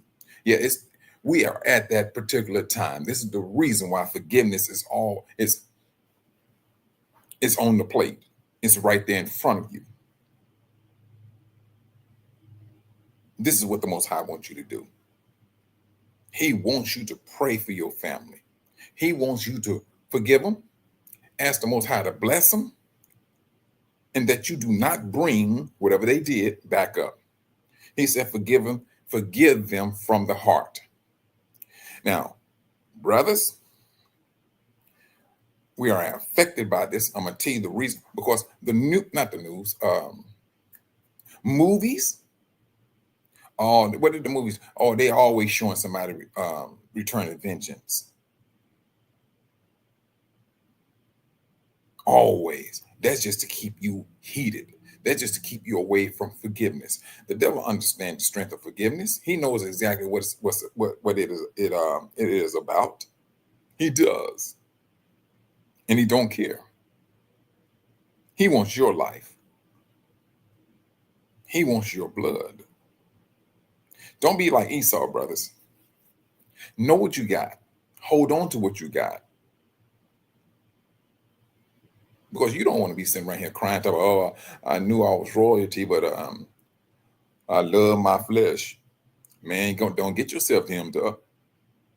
Do not get yourself hemmed up. But forgiveness, brothers and sisters, that's on the docket. That's part of the last days. It is. Walk on water, brothers and sisters. It can be done. Yahushua set that example too. Keep yourselves safe. The world is wicked. You, each and every last one of you, brothers and sisters, are being you've been eyeballed. You are being eyeballed.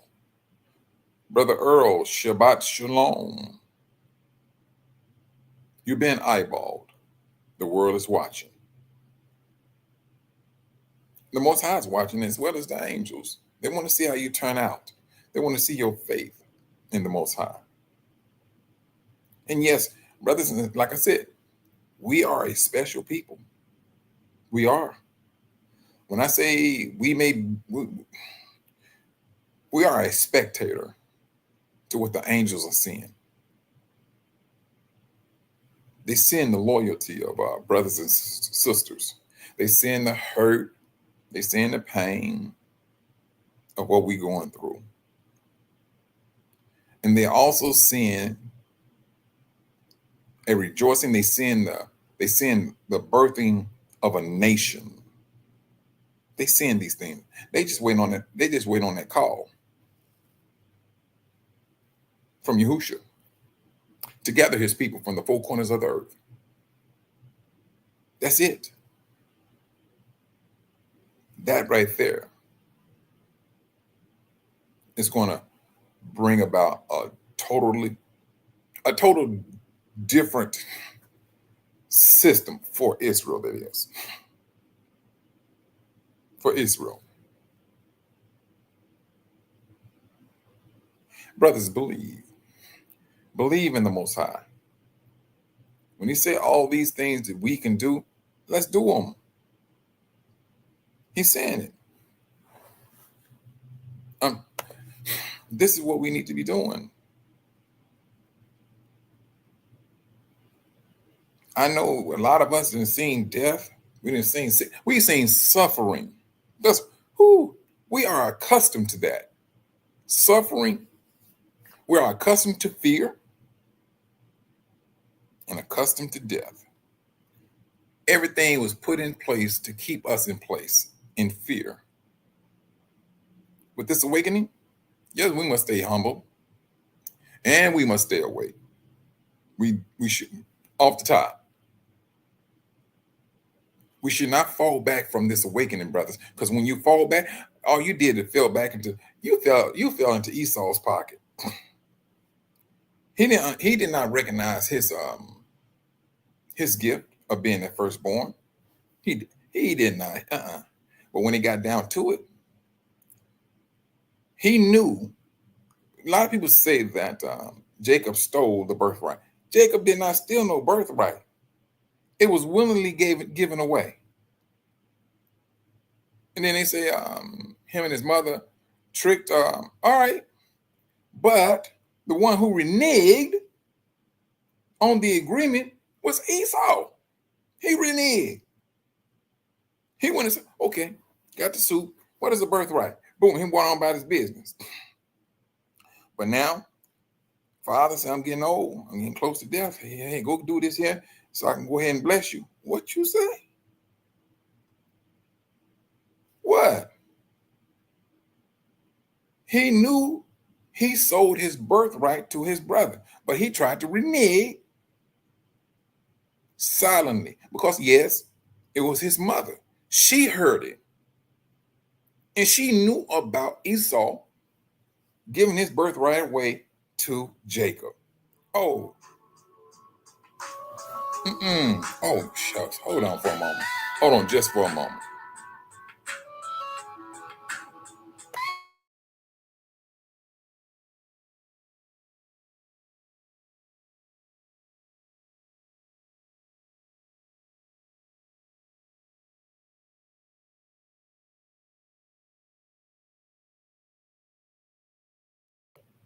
Yes. So no, it was. If you want to call it, they stole it. I can't say they stole it. I cannot, because he gave it away. You can't steal something that you gave away. Jacob understood the importance of the firstborn. Esau didn't. Now, if you want to say renege, yeah, Esau reneged as if he didn't do nothing. But now the Most High went with, hey, and this is how it went down. Brothers, pray for your brothers that are sick, dealing with things.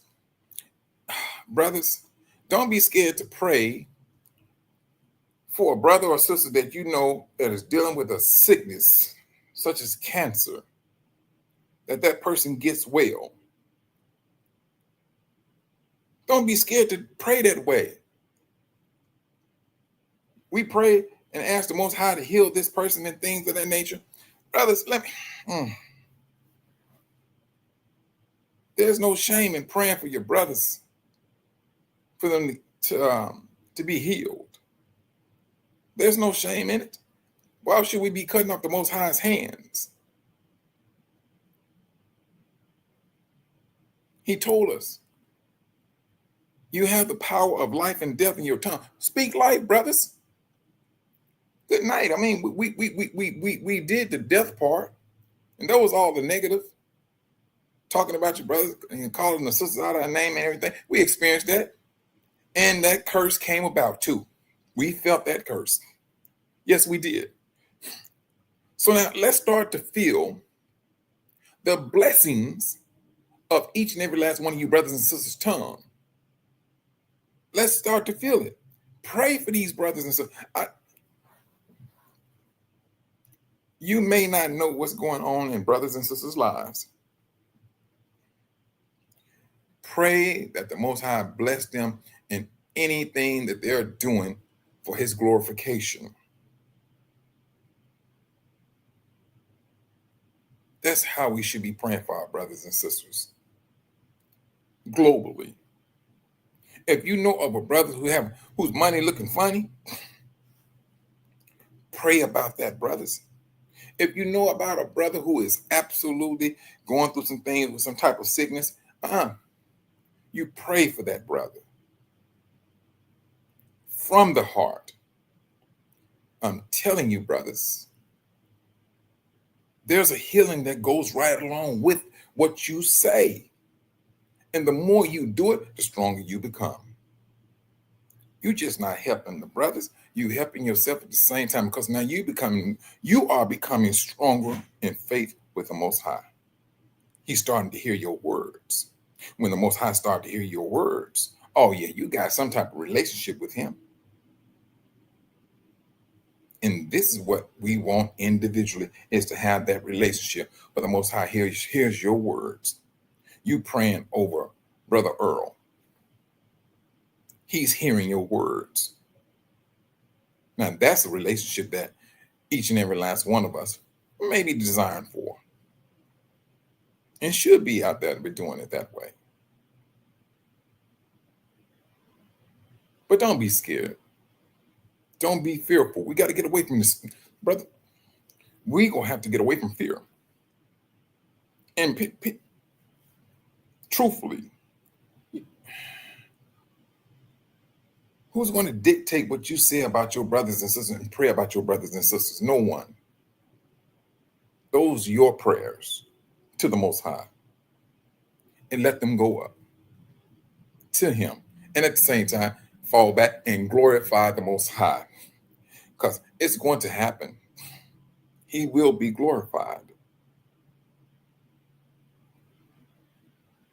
I'm telling you, you got sisters out there that's dealing with some things, brothers. Pray for them. Single mothers, pray for them. Give them the strength. Ask them, pray for them, brothers. I'm telling you, you're going to be surprised how you can affect somebody that you may not even met before. You just online and you see their name and things of that nature. It's a whole lot bigger than that. But this is the rebirthing of a nation. This is the gathering of two sticks. This is what we are. This is what everything is happening. This is why the earth is doing what it's doing. If I'm not mistaken, what's that place called? Yellowstone? Oh, yes. It seemed to be getting active. Yes, it's seeming that this thing is getting, yeah. I haven't, let me. Brothers, I'm not going to hold you all. It's 2 hours and 30 minutes. But let us do that, brothers. Pray for our brothers and sisters. They need it. We all need it. And with that, brothers and sisters, I will say, Shabbat Shalom. You brothers and sisters, be safe out there. Until right now, I'm about to leave. Where am I at anyway? I'm in Arizona. Yeah, Arizona. I got to travel 19 hours to some place in Missouri. Today is what? Saturday. And then